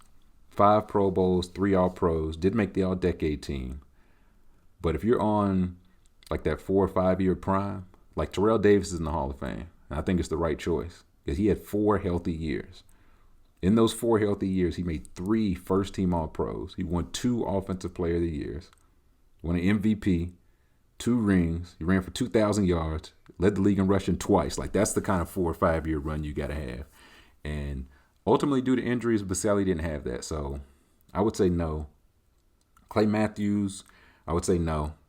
He played 19 seasons, and he made 1 second-team All-Pro, 4-time Pro Bowler. He got Hall of Fame genetics. Hall of Fame genetics, there's no doubt about that. But I'd say no. And Sam Mills. Though I will say this. Sam Mills has since passed away, so he'll probably get in because he passed away. And they love rewarding people after they die and can't enjoy it. So Sam Mills will probably get in. But my automatic guesses were just those 5. Peyton, Woodson, Megatron, John Lentz, and Alan Faneca. Had to take a little break, man. Nigga blowing the hell out them leaves, wasn't he? Good grief. Now the boy be working hard. Next question comes from Big Black Comrade Balin Rose. Balin says, as a fellow luncheon member, would you cut your own hair? I bought a trimmer, and I'm considering lining myself up. But I'm scared, Trilly. Let me say this. I think you should do it, brother. I think you should do it. I used to cut my own hair for years, mostly college, and thereafter when I was good and poor. I also used to cut hair in college, like other people's hair in college, for cash money, right? Like I wasn't the A barber, but I was good for you. You need a little lineup on a Friday, Saturday night in the pinch. I got you. You know what room to stop through. $5 cash. $5 cash. When inflation now, I'd be charging shit, man, $42 cut. But I'll say this, Balin. If you're gonna cut your hair, now's the time, man. Now's the time. Like it's cold, so you're gonna have on some type of hat or something like that, and you'll be masked up. Nobody will be like, man, that's Balin with that terrible haircut. Nobody will know, bro. They're not gonna know. And it's trial and error, of course. Like when I was trying to learn, like people told me like the lineup part was easy and cutting your hair was the hard part. Personally, I thought it was the opposite. I thought like trimming hair down, go with the grain, of course. However you got your hair, go with the grain. Work from the crown out. But I thought, yeah, the cutting hair down, doing a little fade on the sides or in the back, I didn't think that was the hard part. The lineup was the hard part for me. So I would say if you got your trimmer, get your little handheld mirror. You need as many angles as possible. As many angles, as many mirrors as possible. You need you as many lights as possible. You need your well-lit bathroom. And personally, like why lineups are hard for me is because I err on the side of caution, right? Meaning like my hair, it'd be lined up, it'd be cut and lined up. Wouldn't be the crispiest though, right? Wouldn't be the crispiest because I'd be so afraid of like making it uneven and pushing my shit back. But it was lined up, it was cut. And also, this takes me back to the day when I had a hairline in which to push back. You know what I'm saying? So I would say start cutting it, man. I would say give it a try, black man. I got faith in you, right? If you got, now say you also got to know yourself though, right? Like if you know you don't have steady hands in general, maybe it's not for you. Maybe it's not for you. But I got faith in you, dog. I think you can do it. Just get you, I'm telling you, as many angles as possible. Again, I err on the side of caution. Depending on how crispy you want your shit, you're going to make a few mistakes. I done had the crispy shit before where you know what I'm saying? You fuck it up a little bit on one side. That's another thing. If you fuck it up on one side, all you gotta do is fuck it up a little bit on the other side too, right? It's all about balance. It's all about balance. So something else that just got announced, not a question, but the NBA just announced that they're having an all-star game, right? Like at first they said they were just gonna basically do it like the NFL Pro Bowl. Like you still get announced, you still get the accolade, the jacket, whatever, but they weren't gonna play a real game. Now the NBA is announcing they're gonna have a real game in Atlanta. And I'll be completely honest with you, man. It is getting harder for me. Speaking only for me. It's really getting harder for me to root for this sport. Right. Shout out to De'Aaron Fox, my youngest, quickest baby boy. I said, De'Aaron Fox not having an all-star game this season. I'll be brutally honest. I think it's stupid. If we have to wear masks and do all this for a regular game, what's the point of bringing back the all-star game? I agree with him 100%. Shout out to him for saying that. But what's making it tough for me to watch? Like, at least the other sports let you know that they don't care about you. Like, you know that up front. You know that going in. Like, the NFL never cared about its players. They never pretended to. Never pretended to. NCAA, they don't even recognize them as human beings. So you know they don't care about them. The MLB commissioner called the World Series trophy, he called it a hunk of metal or a piece of metal. Whatever his dumb ass said. And so the NBA this was the players' league, the one to let the players speak out by wearing pre-approved shirts and jerseys. And this was the league that they took the disease seriously, and they had a bubble where, you know, nobody gets in, nobody gets out. There's all this protocol. I mean, until they saw how much money it was to be made, and nobody else was doing a bubble for the regular season. Like, why are we gonna miss out on this bread? And now the game is in Atlanta. And this is an article I read just this very week about the city I love so dearly. The Georgia Department of Public Health has confirmed 19 people living in 9 Georgia counties have been infected with the variant. They're just calling this shit the variant. That's tough. With cases concentrated in the state's core metropolitan counties and extending to the Alabama border. The 9 counties, I won't list them, but it's basically all the counties that make up Atlanta, going all the way to the border. So you can't even say like, oh, it was Georgia, but it was, south or way northeast Georgia. No, it's the place where the game would be and the people would be staying and the people that would be working on the game would be staying and the media would come in to cover it. It's all those counties, the good ones. But health experts said they believe the actual number of infections is exponentially higher since the U.S. currently conducts genetic sequencing to pinpoint variants on only a tiny fraction of COVID tests. Known as B117, the new strain is believed to be far more contagious than the common SARS-CoV-2 virus, and according to British researchers, may also be 30 to 40% more deadly. Right? End quote. So, like, COVID, heard all the idiots talking about, like, oh, there's a low death rate, nobody dies from this. And COVID took that personally. COVID was like, bet, I got something for you. And at this point, the NBA decided it was a great idea to get all the best players from both conferences here and then send them back from whence they came. I love it. I love it, man. I honestly, I feel like I'm losing my fucking mind, man. Like, I don't think there's any way I make it out of this situation alive. And I don't even know if it'll be from the damn virus itself. But I'm just slowly but certainly losing my fucking mind. I got invited to a Super Bowl party the other day.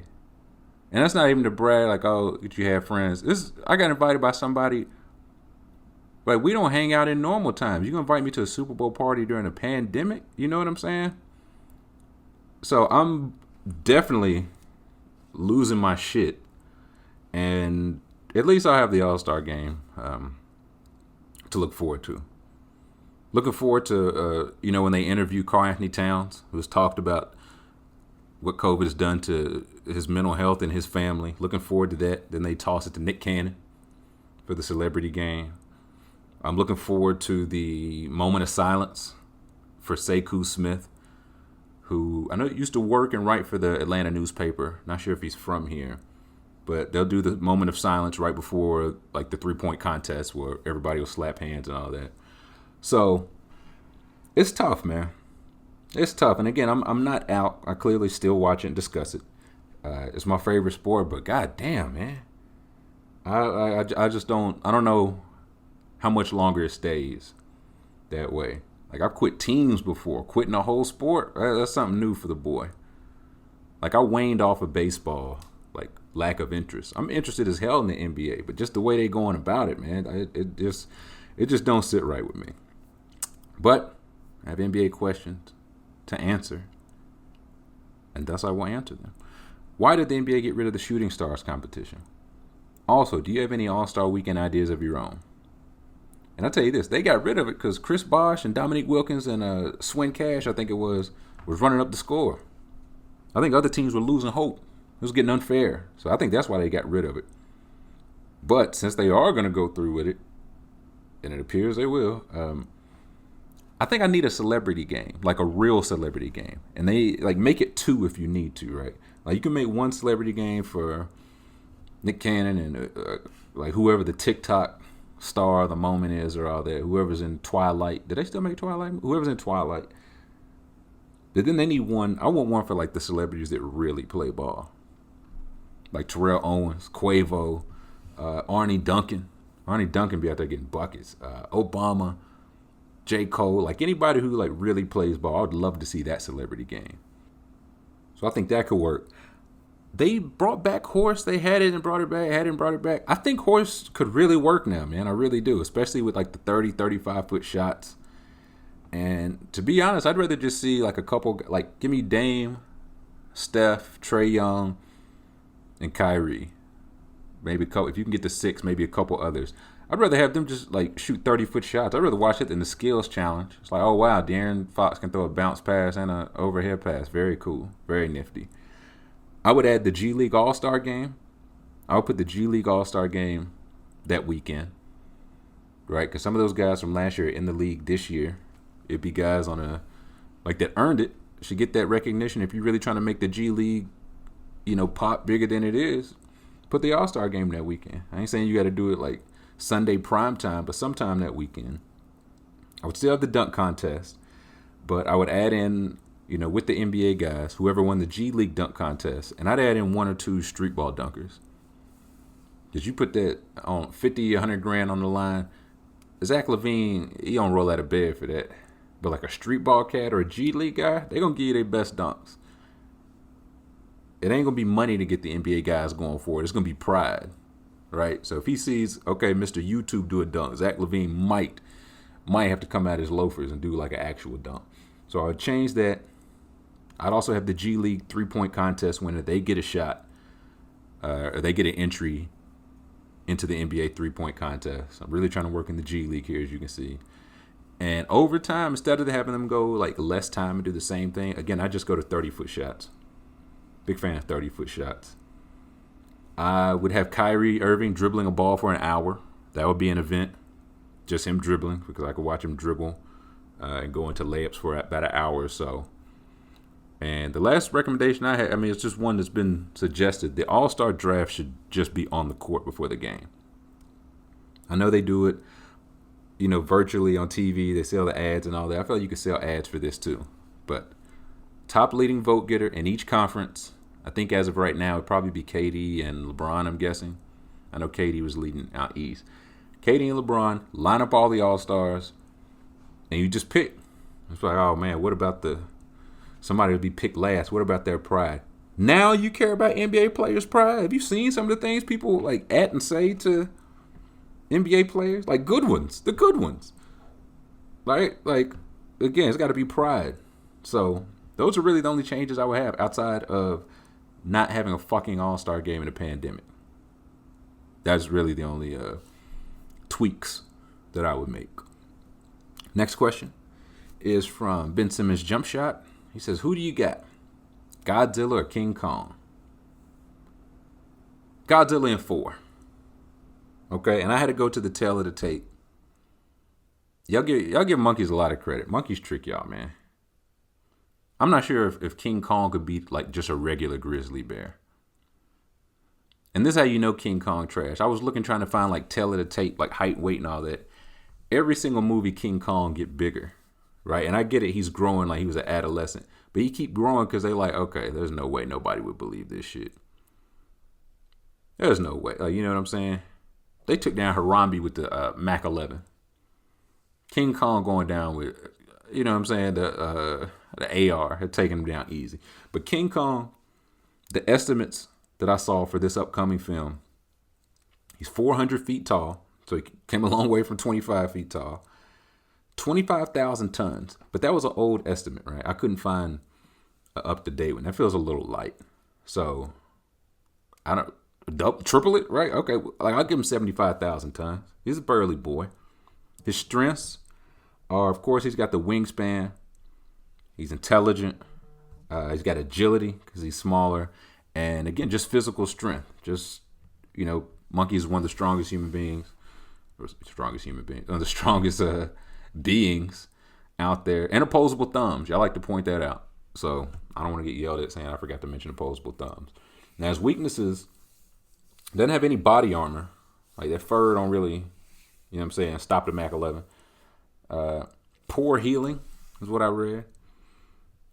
I saw he could, like in the trailer for this most recent King Kong vs. Godzilla, they had that boy sleep on a barge. Like you just sleep on a boat. And they had him in man-made chains, man. So that's a weakness. Can be contained in man-made chains. And white women. I think white women are definitely a weakness of King Kong. You go to Godzilla. Godzilla is 393 feet tall. So giving up a little height advantage. He hasn't, I don't think he's like grown or shrunk since then. He just kind of came in top dog. Like he's 582 feet long, including the tail. And he weighs 99,000 tons. So I tripled King Kong's weight and he's still giving up 25,000 tons. Okay, so again, there's the agility for Kong. Godzilla's strength, body armor, that's a pretty big one. Tail, like he doesn't have the wingspan. He definitely loses that. But I think the tail, right, 582 feet from nose to tail. And he can use the tail as a weapon. That's a strength. He can fight on land and underwater, which I think is big, right? Like if he can just get Kong out into the water, he just hold his head under, man. He make him bob for apples. That movie be 4 minutes long. He has atomic breath. He has energy absorption. He can fly.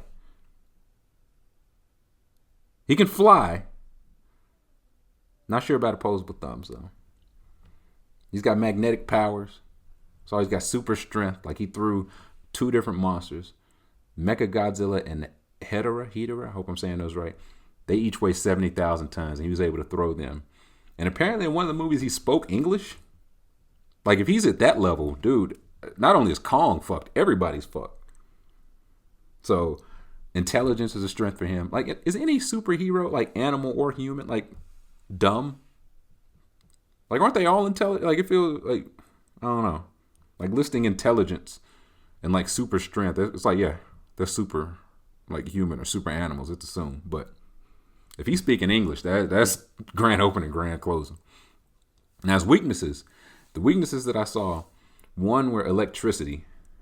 But then I read that he also evolved to absorb energy and redistribute it. So not really a weakness. He became magnetized like Magneto. Right? So you can just like draw metal to him with some of that energy. And he don't like cold weather. He don't like that cold stuff. So he's really me. And I just honestly, I don't see the case for King Kong. I just don't see the case. Like in the trailer, he threw his hardest punch at Godzilla. And the wingspan helped. But Godzilla just ate it. Right? Just ate the jab. Right? I saw where he sent the laser, like the atomic breath at him. And Kong had some type of sword. Like up in the air. And he was able to like block it, reflect it. That's cool, but right, like if you can only just hold the sword, if that's the only thing blocking it, yeah, you toast, man. You toast. Where he just pump fake it, or he just fly in the air with you because Kong can't fly. But now I wonder, how do they get Godzilla to the fight? I was like, I don't think you transport Godzilla anywhere, right? You're not getting him knocked out on a ship in chains. Like I think you just like summon him. If he want to show up, he show up, and if he don't, ain't no movie. You know what I'm saying? So I don't know what these opposable thumbs Kong has going to do, unless he going to use them to grip an iPhone and call Harambe and tell him that he coming to join him, like Fred Sanford. So give me Kong in 4. I saw like the tagline for the movie is "One Will Fall," which, if there's one thing I know about Hollywood, they're honest in taglines. And if there's 2 things I know about Hollywood, is that they don't like to do sequels of movies. Like, there'll definitely be a winner and an ender. There are a winner and a loser. This will not be the first of 3 or 4 movies that will make several $100 million. So, looking forward to maybe watching it. I've never seen a Godzilla or King Kong movie. Maybe it starts today or this year. Maybe not, but maybe so. Next question is from our in-house soccer expert, the Duff Guy Pat. It says, question for you, Trilly. Is there anyone even cool enough to have a documentary similar to The Last Dance? Not necessarily someone's last hurrah, but just an interesting sports documentary series about someone with the type of star power that Michael Jordan had. The skills on the court or field, and enough stuff to talk about for a 10-part series. And I don't see it, Pat. Like, I don't see it. Like, again, they went through 10 parts, and they didn't cover his days with the Wizards. They didn't cover him getting screwed out of owning the Wizards. They didn't cover him actually finally getting into ownership. They didn't cover how he almost left Nike after his first contract, why his high school coach cut him from the team, how like his high school, college, Olympic, and the early Bulls coaches like made him ready for stardom. They didn't talk about Bill Cartwright threatening to break his legs and Robert Parrish threatening to run his fade in practice. The ratings dip, right? Like after he left and came back and left and all that. They didn't talk about that. And we still got 10 parts. And I don't think it can happen now. Like I feel like we know everything about guys as it's happening. You know what I'm saying? For the most part. Like we see the tweets or the Instagram videos or the TikTok or whatever, or the TMZ videos. Like we see all that stuff at the time. And because we're seeing it all at the time, it's hard to like get nostalgic about an era like 20, 25 years ago. Like you kind of sick of it now.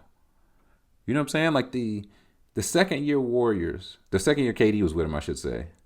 That's the best team I've ever seen. Best basketball team I've ever watched on a night-to-night basis. And I might would watch like a 2-part documentary. Like two keep it clean parts, I might would watch that.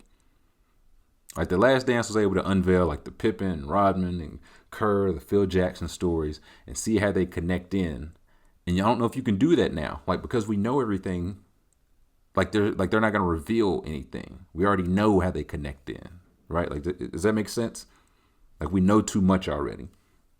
Also, I think everybody's too like media and brand savvy, right? Like Nike and Jordan, like they linked up and they really took off together.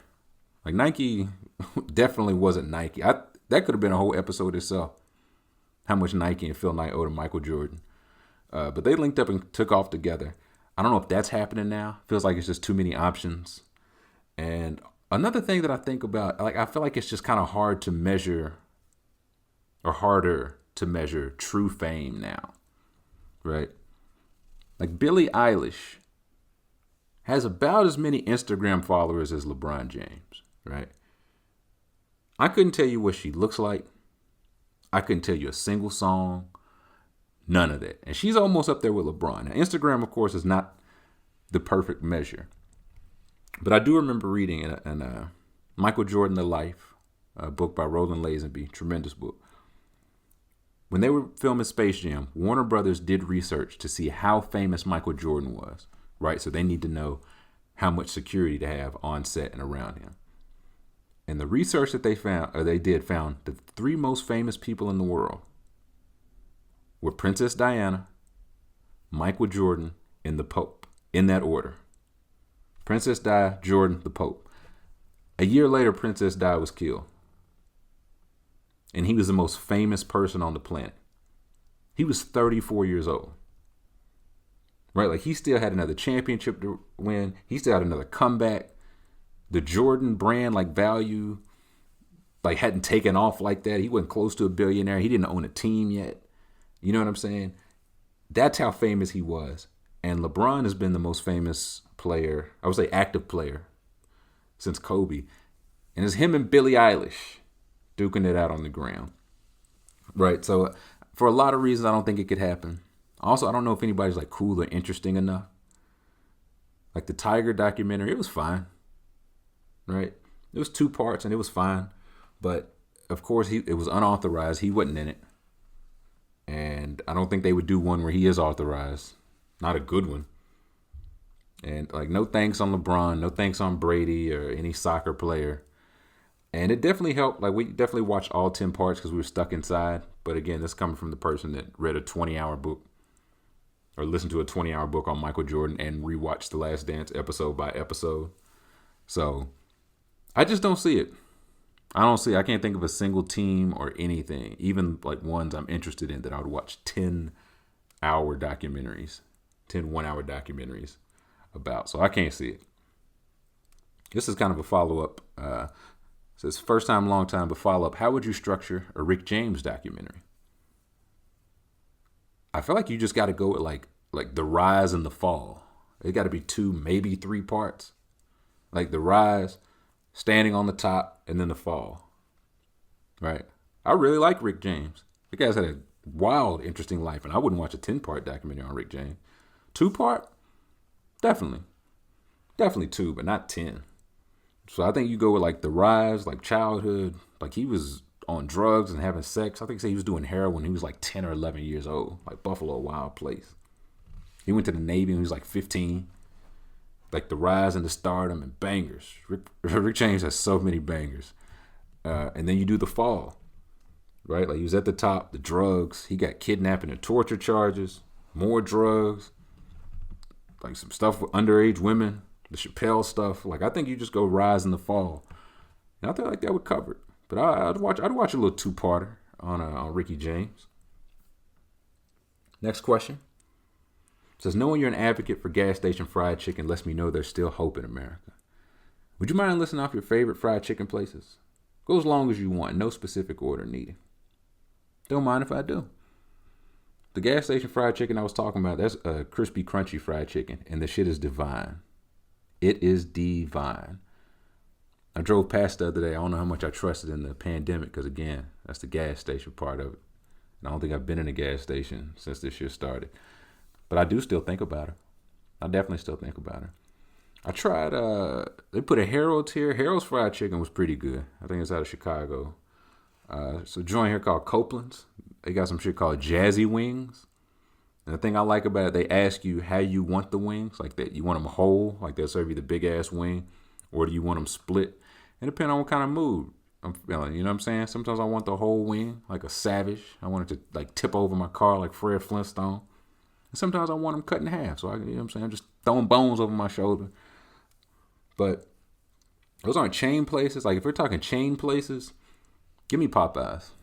I'll go Popeyes. It's a hard no on Church's. I don't think that shit chicken. No on KFC too.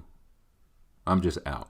But I will say I'm so glad that like tenders and all like easily edible chicken is here to stay.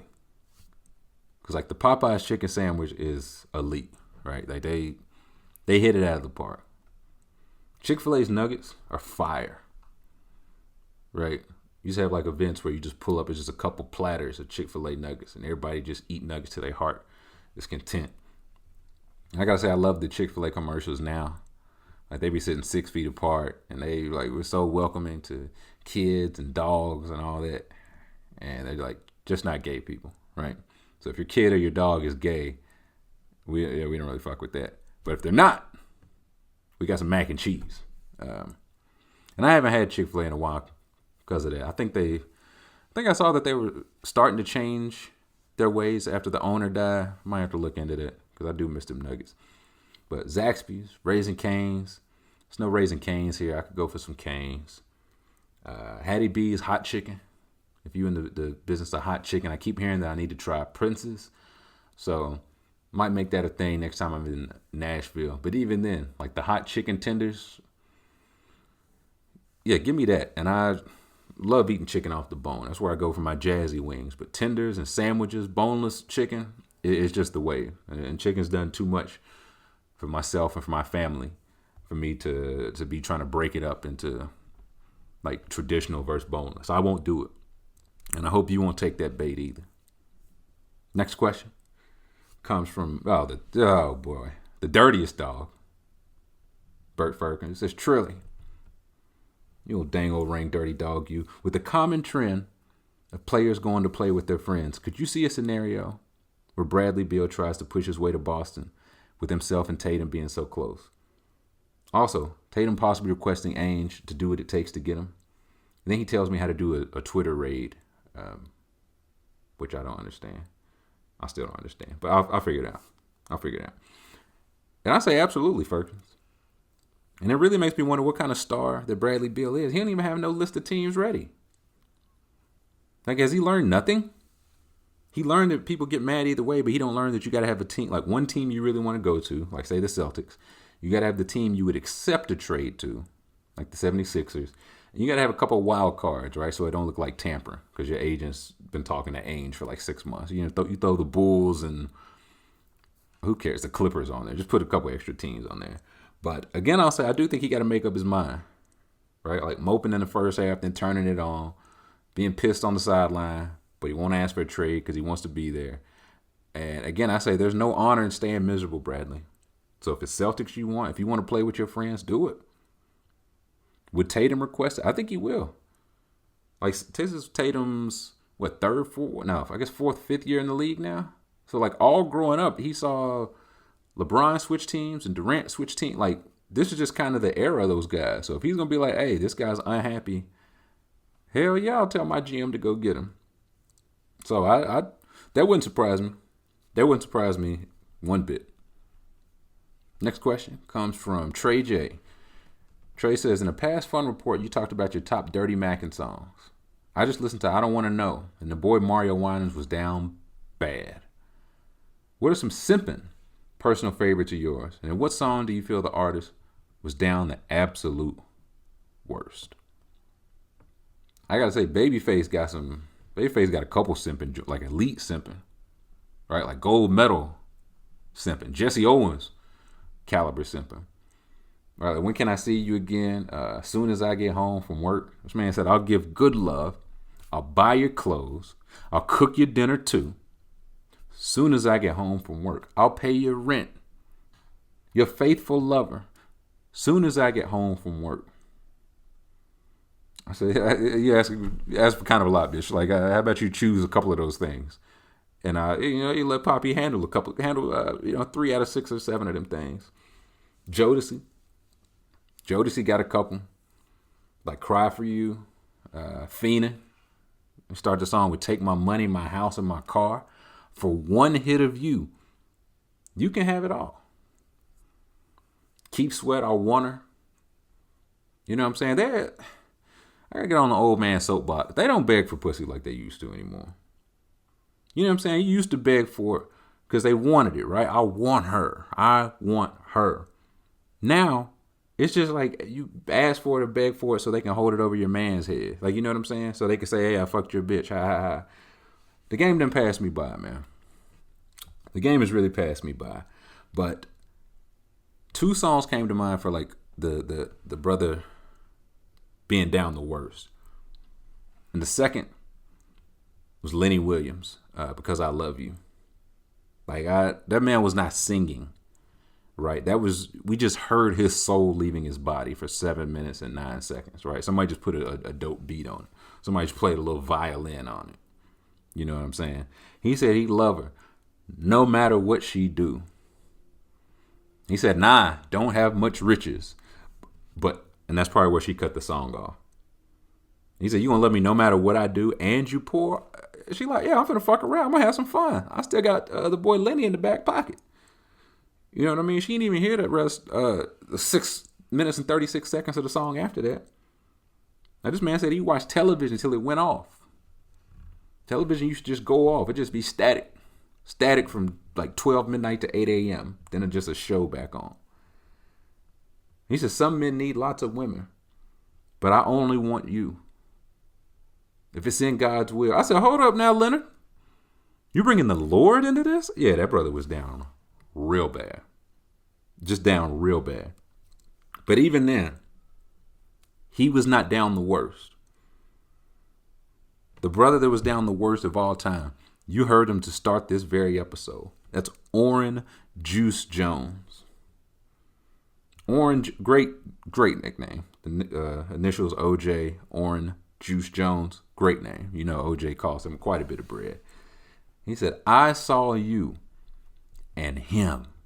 He said it twice. Walking in the rain.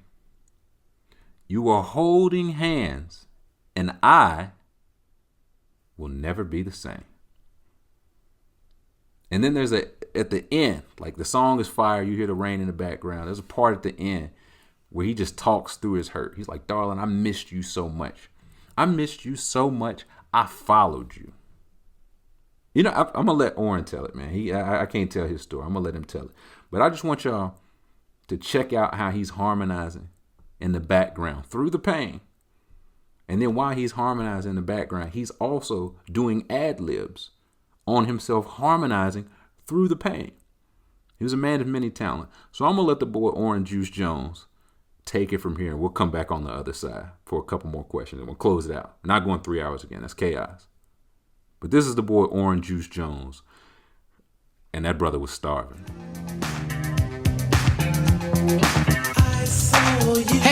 Hey, baby, how you doing? Come on in here. Got some hot chocolate on the stove waiting for you. Listen, first things first, let me hang up that coat. Yeah, how's your day today? Did you miss me? Oh, you did. Yeah, I missed you too. I missed you so much I followed you today. That's right. Now close your mouth, cause you cold busted. That's right, now sit down here. Sit down here, so upset with you don't know what to do. And my first impulse was to run up on you and do a Rambo. Whip out the jammy and flat blast both of you. But I ain't want to mess up this $3,700 Lynx coat. So instead, I chill. That's right. Chill. Then I went to the bank, took out every dime, and then I went and canceled all those credit cards. Yeah. All your charge counts. Yeah. I stuck you up for every piece of jewelry I ever bought you. Yeah. That's right. Everything. Did fly with me. Nah, don't go looking in that closet, cause you ain't got nothing in there. Everything you came here with is packed up and waiting for you in the guest room. That's right. What was you thinking about? Huh? What was you trying to prove? Huh? This was the juice. You know, I gave you silk suits, Gucci handbags, blue diamonds. I gave you things that couldn't even pronounce. Now I can't give you nothing but advice, cause you still young. That's right, you still young. I hope you learn a valuable lesson from all this. You know, you're gonna find somebody like me one of these days. Until then, you know what you gotta do? You gotta get on out of here with that alley cat coat wearing, hush puppy shoe wearing, crumb cake I saw you with. Cause you dismissed. That's right. Silly rabbit tricks are made for kids. Did you know that?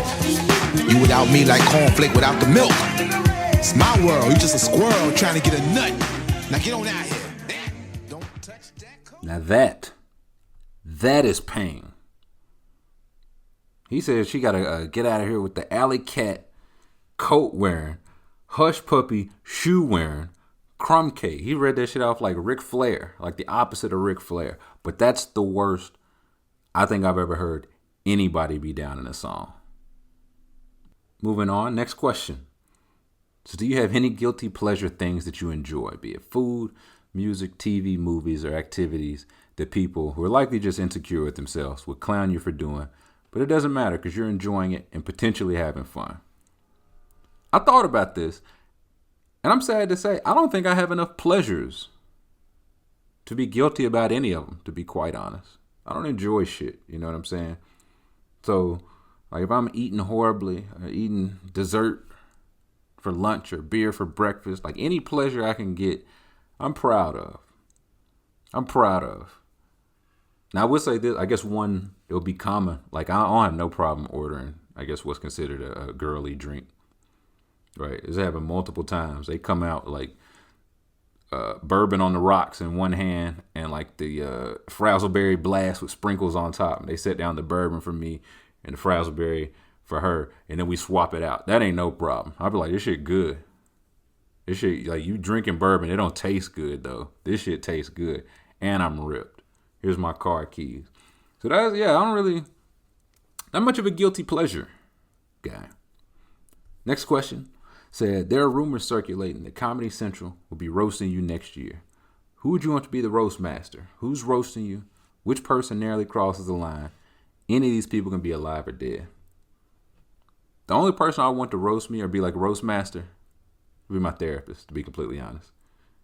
Right? She'd have to be the Toastmaster and probably most of the talent, right? Most of the talent. She know what buttons to push, you know what I'm saying? She knows which lines to cross. And then she would just bring out like every ex I've ever had. And then we just take it all the way to the abyss. Right? Like I don't want dead or alive, I don't want like funny or famous people. Like I don't know these niggas. They can't hurt me. You know what I'm saying? But my therapist, she got the button. You know what I'm saying? Should she ever want to push it. And she just bring out each and every person I've disappointed before. And yeah, like 20 minutes into the roast, I'm crying through the laughs, right? And I laughing through the tears, reverse. I'm crying through the laughs. But that's really the only, like, I don't want Jeff Ross. I don't want Mike Birbiglia, you know what I mean, at my roast. I don't know these niggas.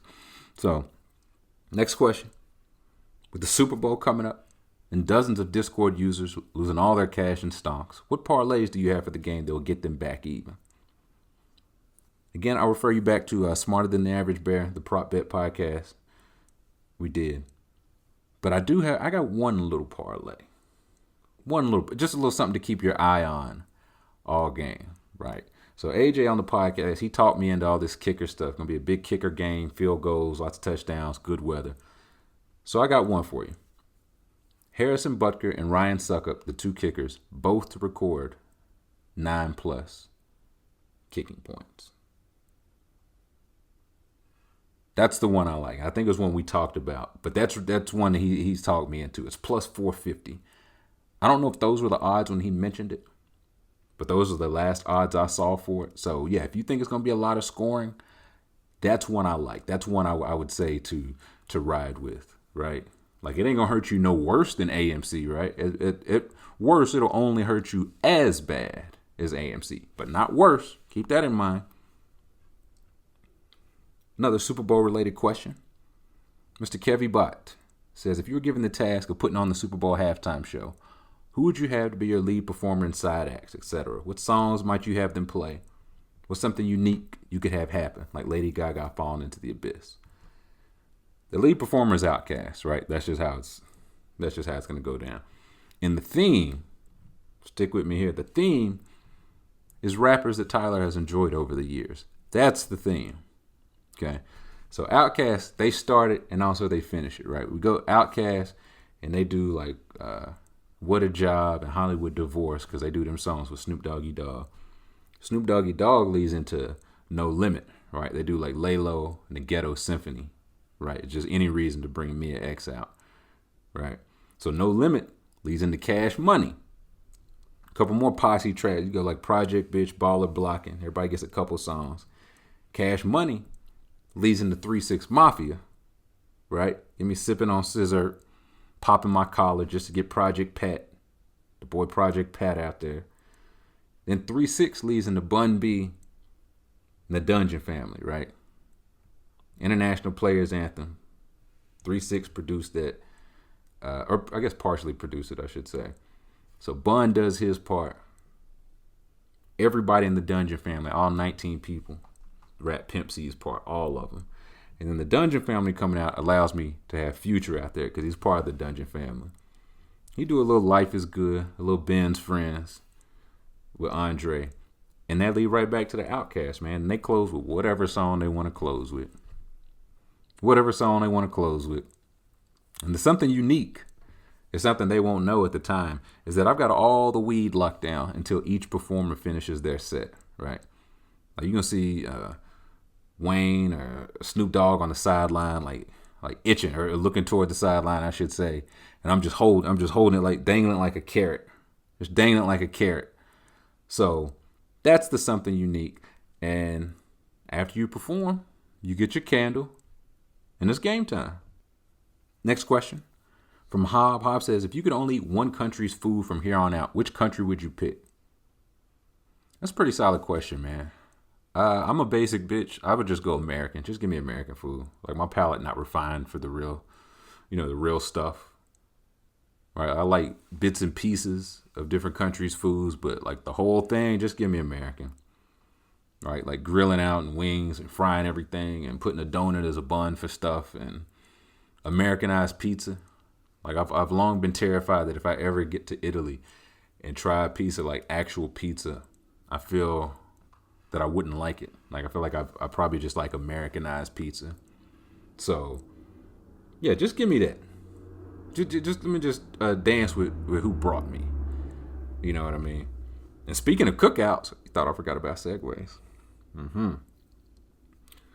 Got a two-parter here. It says, is the cookout tray the best value in fast food? And second, do you want to have a party when Bo Allen wins the Heisman next year? Yes and yes. Yes and yes. For the second part, I hadn't considered Bo Allen winning. I only really thought about Joey Gatewood winning the Heisman. These are Kentucky's quarterbacks for people who have no idea what's going on. But I do suppose they could split it. Right? They each throw for like 2,500 yards and 25 to 30 touchdowns, no picks apiece. I think they could split the Heisman. So yes to that. And yes, the cookout tray is the best value. And I'll say this. People keep asking me what to get when they go to cookout. And I'm telling you, you can't go wrong. Right? I go big double burger. I go double nuggets as a side and peach cobbler milkshake. It's like $7. But I'm telling you, explore, man. Experiment. Find your tray. You'll be glad that you did, right? Like, mine is good, but it's for me, right? You might think it's just good. You got to find your great tray. Experiment. Look up the menu beforehand, so you don't be sitting at the drive-thru for 20 minutes like a jerk.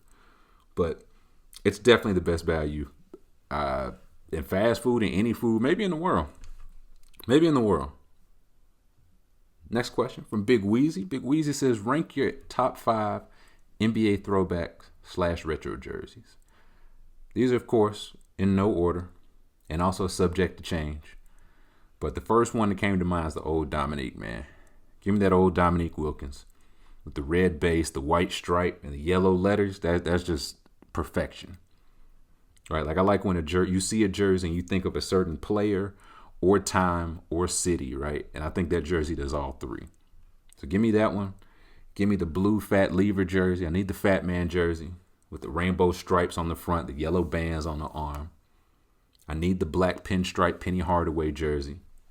Just that number 1 in the pinstripes looks super cold. Give me the teal Charlotte Larry Johnson jersey. That number 2. I like how they did the stripes in different colors. Right? And then give me the old, you remember Sharif Abdur-Rahim? The teal Vancouver Grizzlies jersey.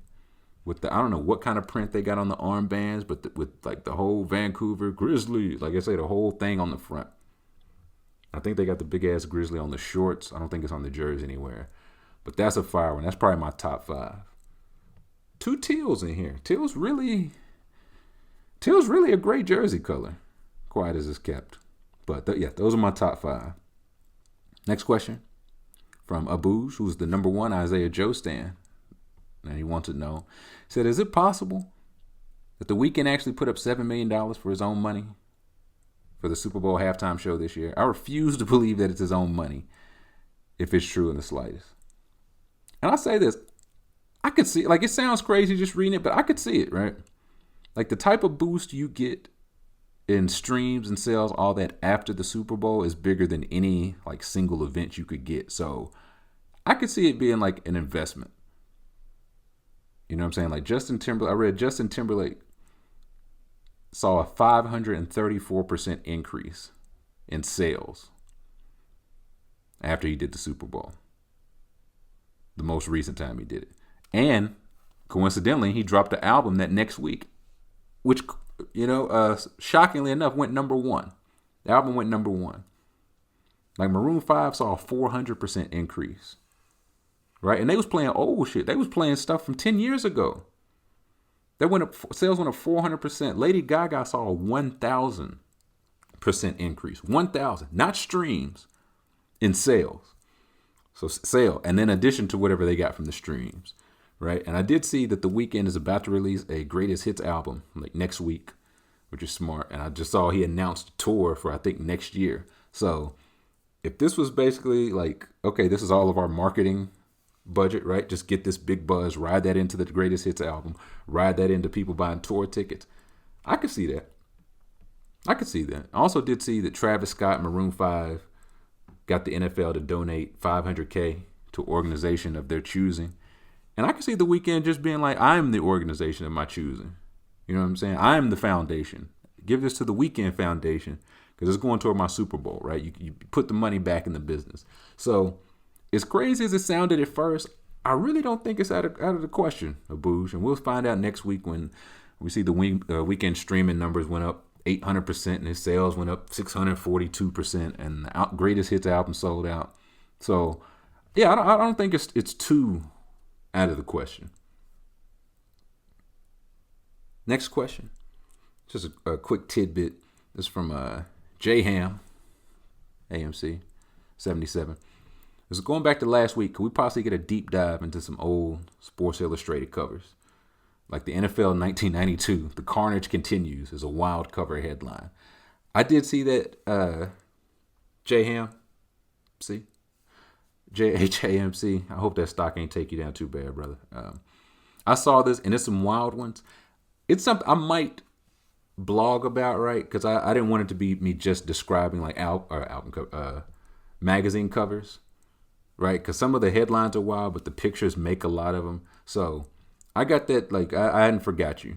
Might throw those up at some point so people can, like, see the wild headline and the old ass, like, 82 picture that people were like, this was sick back then. So put a pin in that one.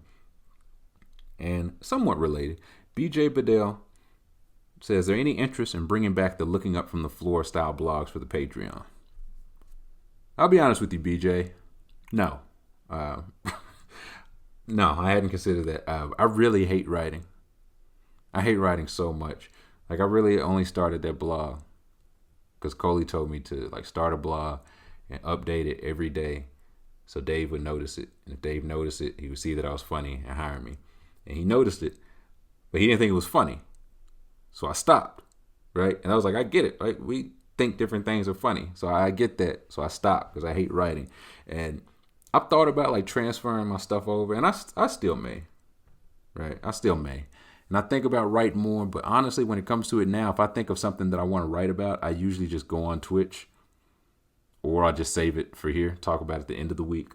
But if that's what the people want, we'll see. But when you ask if there's interest on my end, no, I being completely honest, I can't say that there is. Next question. Says, what's the ceiling for this Jazz team? And also, do the Mavs actually stink?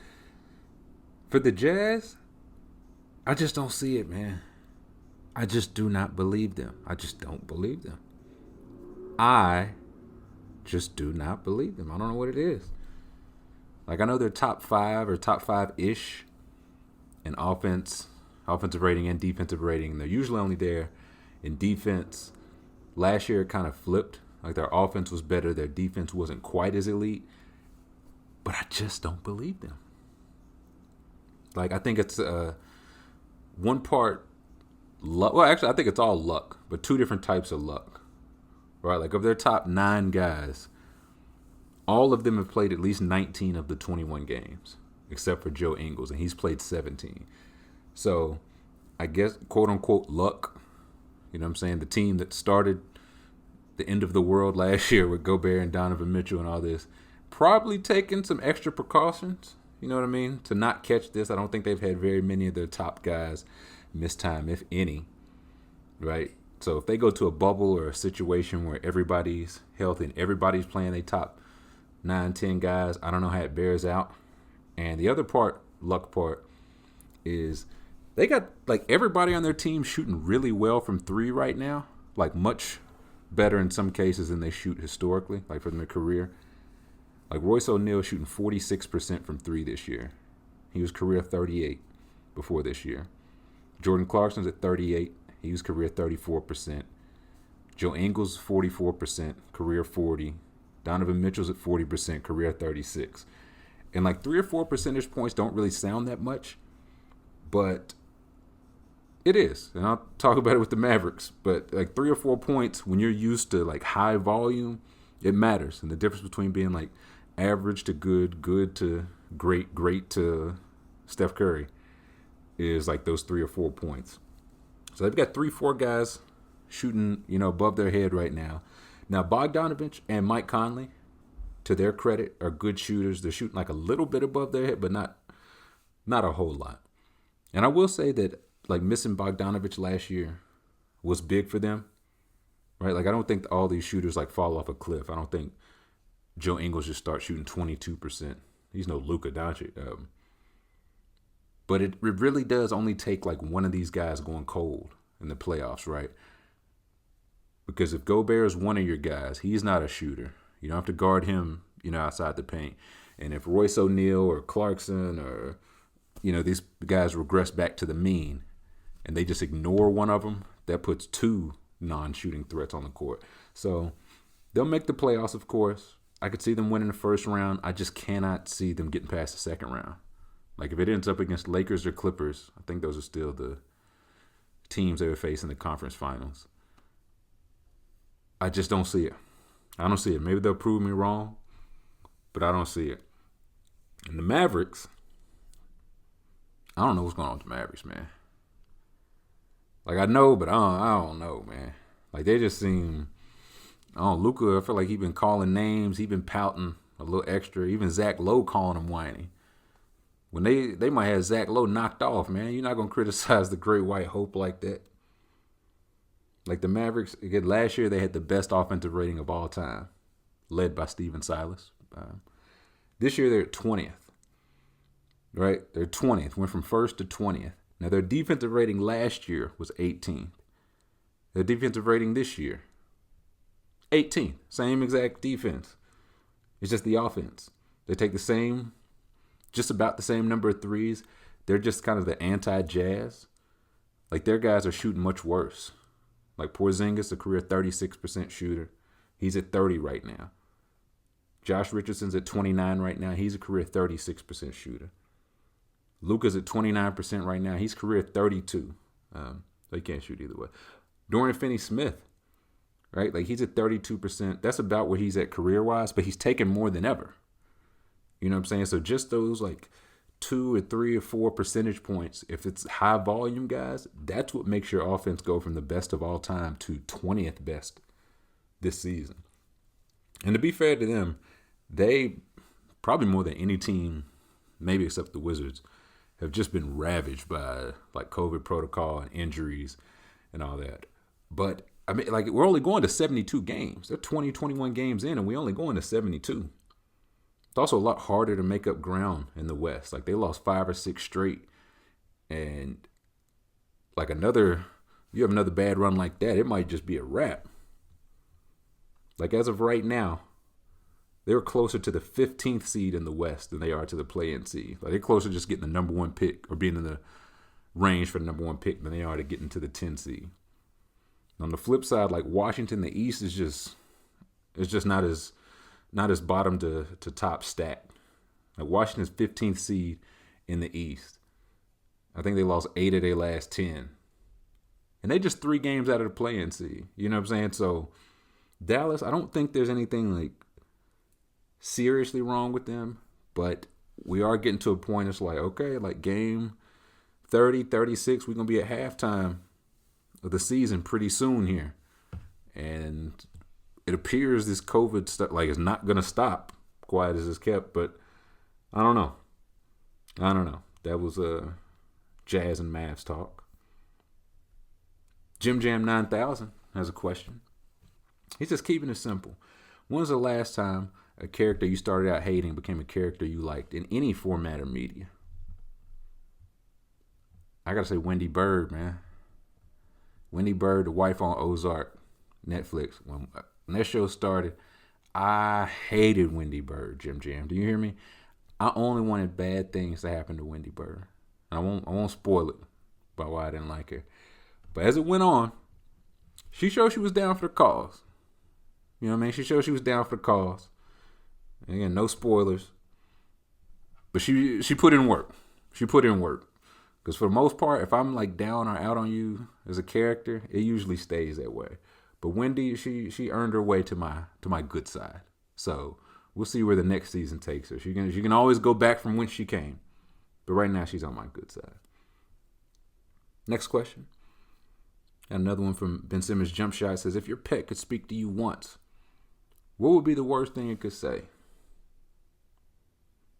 I think the worst thing my pet or a pet, any pet, could say just like looks dead at you. And it's just like, what separates this from slavery, Whiskers? It's like, whoa. What do you mean? Dog, I gave you a home and food. I put you in clothes. Just like slaves, Whiskers. That's how my dog talks. That's how he talks. You sell my young. Or worse, you give them away. I don't know why my pet talks like that in this scenario. It's like, I didn't choose you. You chose me. And I'm on a damn leash. Max Kellerman. I'm tagged like property. In case I escape, I can be brought back to my owner. And I say, that's nonsense. That's nonsense, dog. You can't function out there in that world. They'd eat you alive. And he said, that's what they told the slaves too. And at that point, I think I just have to let him go. I'd be like, you make a good point. I mean, you know what I'm saying? What can I do? Get out of here. And if he leave, he leave. If he stay, he stay. But that's probably the worst thing that my pet could say to me. Next question. From Basque, we got a two-parter. Vampires, pro or anti, specifically the hot ones. And 2, I need to know what to do on Valentine's Day while still not over a breakup. Probably just going to get smashed, but I don't know. First part, I don't really have a take on vampires. And so I guess anti. I guess that means anti. I don't really know any hot vampires. Like the only one I like, Count Chocula. The Count from Sesame Street. He was a good guy. But as a whole, I don't have a take. So I'd probably put me anti-vampire. And what to do for Valentine's Day? Well, one, you kind of answered your own question there. Just get smashed. But, I mean, just know that you're not alone, man. You know what I'm saying? Might be time to find your next breakup by seeing who lonely tweeting that night. You know what I'm saying? See who else hadn't gotten over a breakup either. And respond to his or her fleets. So, listen, it'll be over before you know it. That day only has as much power as you give it, right? It can be Valentine's Day or it can be Thursday, right? Whatever day it's on. The ball's in your court, Basque. Next question from Jonah. Jonah says, who is the most useless public figure and why is it Puxatawny Phil? You're spot on here, Jonah. It's absolutely Puxatawny Phil, that son of a bitch. Like, who died and made him president? Right? How would he come outside? How you go outside and not see your shadow, dumbass? It's always 6 more weeks of winter. That's how seasons work. Did anybody take the time to explain to this groundhog how seasons work? It's nonsense. It's like, oh, he didn't see his shadow. We only get 5 3/4 more weeks of winter. Sick. So now we seeing eye to eye here, Jonah. It's definitely Puxatawny Phil. I don't like him. Next question from B. Lindsay.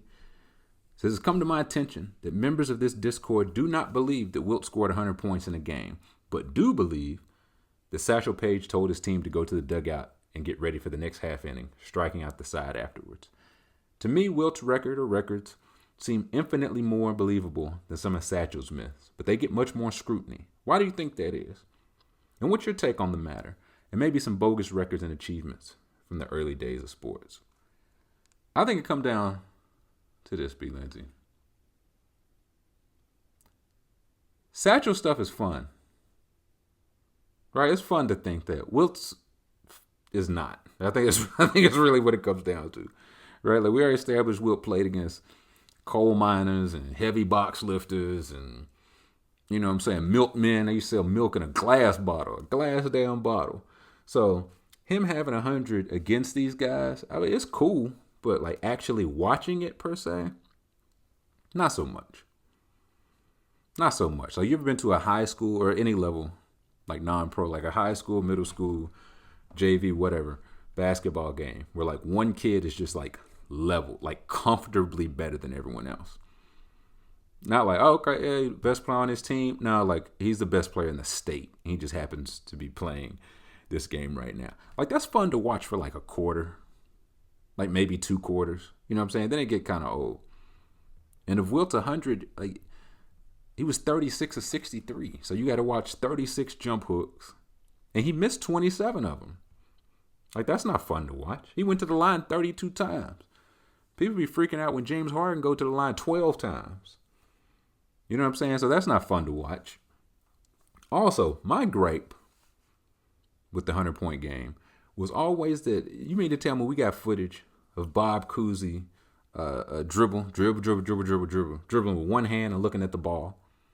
And nobody thought to send a cameraman to this Wilt Chamberlain game where he scored 100 points. Right? Like the previous record was 78 points in a game, which was set by Wilt Chamberlain the previous year. He scored 73 2 months earlier in that season. He had 41 points at halftime. And nobody thought, hey, man, we ought to get over to that game. He was playing against the Knicks. I've been like all the coverage the Knicks get, you know, it had to be much bigger when people thought New York was, the only city in the world. I don't know how geography worked back then.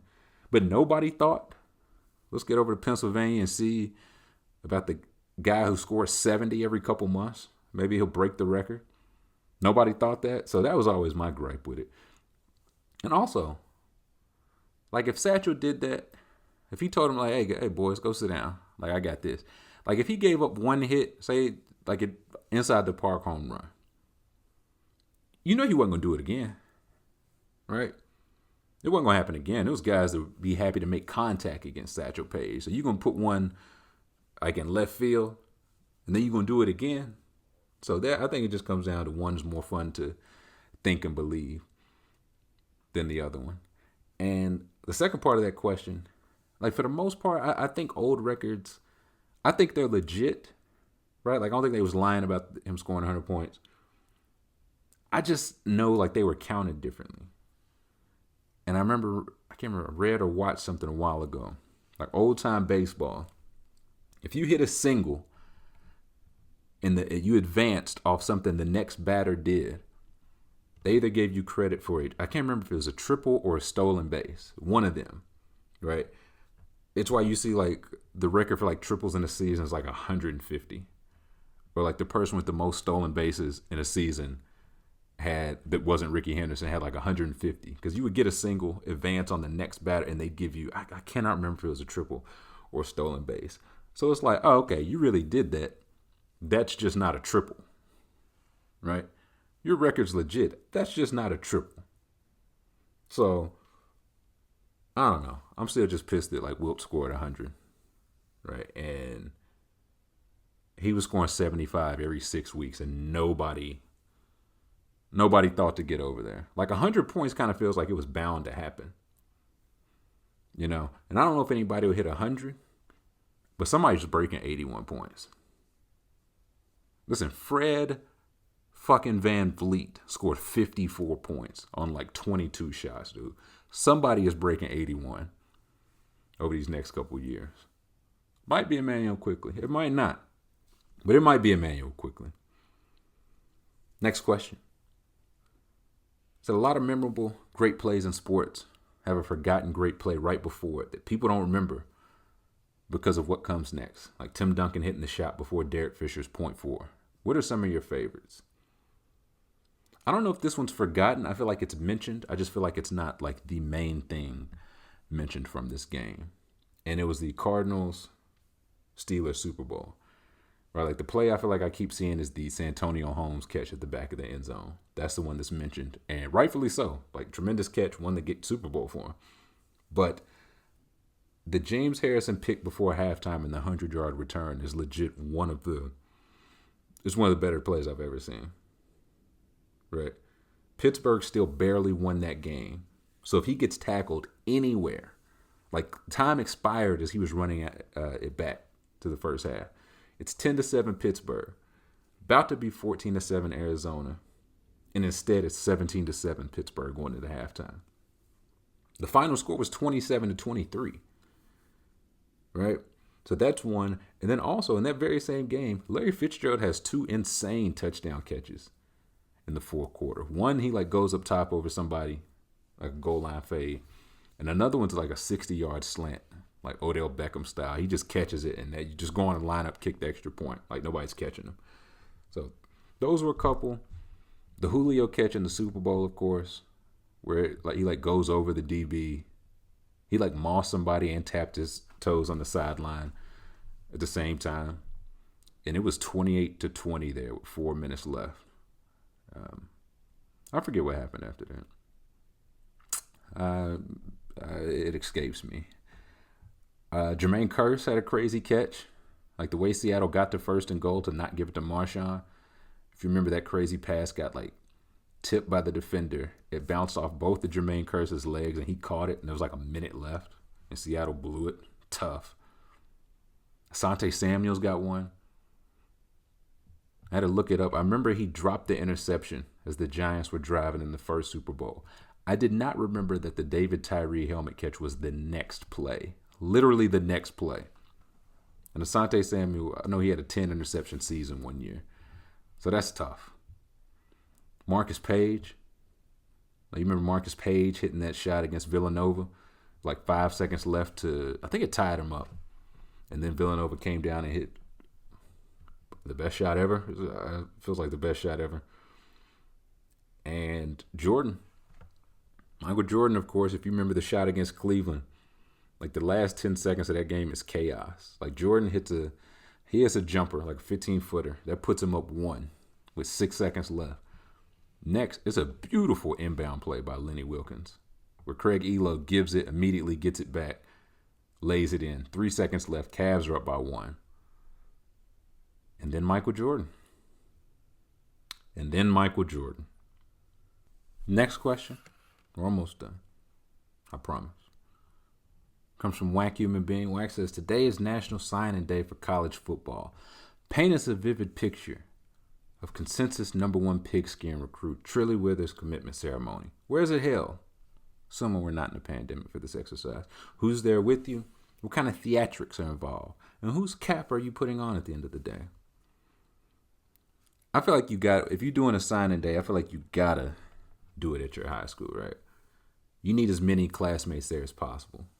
Like, people will go just to get out of class. You know what I'm saying? Either way, they're there. And when you make some, topical joke about, what they had for lunch that day, they all laugh because they all get it. That's what they say. Yeah, that's what they say. So it's got to be at your high school. Who's going to be there? I mean, I keep a little small crowd. You know what I'm saying? My parents, my sister. She might be. I mean, she'd be invited. I say that. If she show up, I'll be there and announce it, and she'd just be walking in the door. And my old lady at the time, who was Chloe from Chloe and Hallie, who's also the same age as me in this scenario for some reason.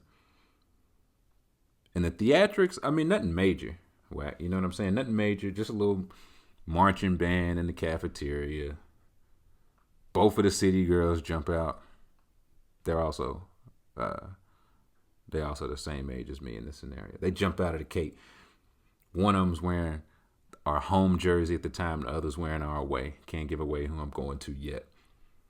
And the cap I'm putting on at the end of the day is whoever pays me the most, man. Simple and plain. Whoever paid me under the table the most. Right? Like good weather, NFL pedigree, all that stuff helps. It definitely helps. But the shmoney, the moolah, that's the deciding factor here. So it's like, wow. Never saw Withers going to Oregon State. Just understand that they put a couple racks in the boys' account. So look like I'm gonna be a Beaver. And the last question, our last question of the week, is from Rare. Rare said he just stumbled upon this hypothetical. It says, you're fighting Mike Tyson, and it's being televised for everyone to see.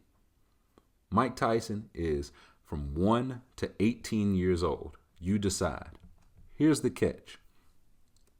If you win, you get $1 million for each year of his age. For example, if he's 5 years old and you win, you get $5 million. How old of a Mike Tyson are you willing to fight? That's a good hypothetical. That's my type of hypothetical, Rare. So I read the Mike Tyson book. It was solid. That boy he's a wild boy. But I do remember he said he had been arrested 38 times by the time he was 13, right? That's a lot of pent-up anger. So I think you probably want to aim a little bit younger than you originally have in mind. You know what I'm saying? You talking about whipping like a 4 or 5 year old Mike Tyson's ass. I mean, that's just too young. You're giving up several $1 million, right? But 11 or 12, I feel like you're too close to the danger zone. You're a little too close to the ledge, my friend. So I split the difference. Give me a 9-year-old Mike Tyson. I think I could fuck a 9-year-old Mike Tyson up, right? That'd be light work. I get a little $9 million. I probably even, I don't know, I'll buy him something. You know what I'm saying? I don't know what, pair of shoes, a candy bar, I don't know. But yeah, give me 8, 9. I think 10 is probably a little too much, my friend. But I think I'd go 9. 9-year-old Mike Tyson and $9 million is the correct answer here. That'll do it for this week, guys. Volume 23 in the books. Thank you for rocking with me for this episode. For all 23, if you've been there, for any of them, if you've been here, I appreciate you. I'm thankful for you. Again, I'll keep banging the desk now that the variant is out there. And I try not to bring it into like every topic or every question, because I understand people maybe are using this to escape. But I do still, I feel like it'd be irresponsible to have any kind of a platform, right, where there's 2 people still listening here and made it to the end, or 200 or however many. I feel like it'd be irresponsible if I didn't tell you to please continue taking this shit seriously. Please, please, please. Again, the variant hit here, which is more contagious, more deadly. It ain't just going to stop here. It ain't going to stop at the state lines. You know what I mean? So please take this seriously. Please, I know Super Bowl's coming up. I know it's very tempting to go to a Super Bowl party. Please exercise some restraint. Be careful if you're out in these streets for whatever reason. Wash your mask. Wear your hands. You know the vibes. And we'll catch you next week.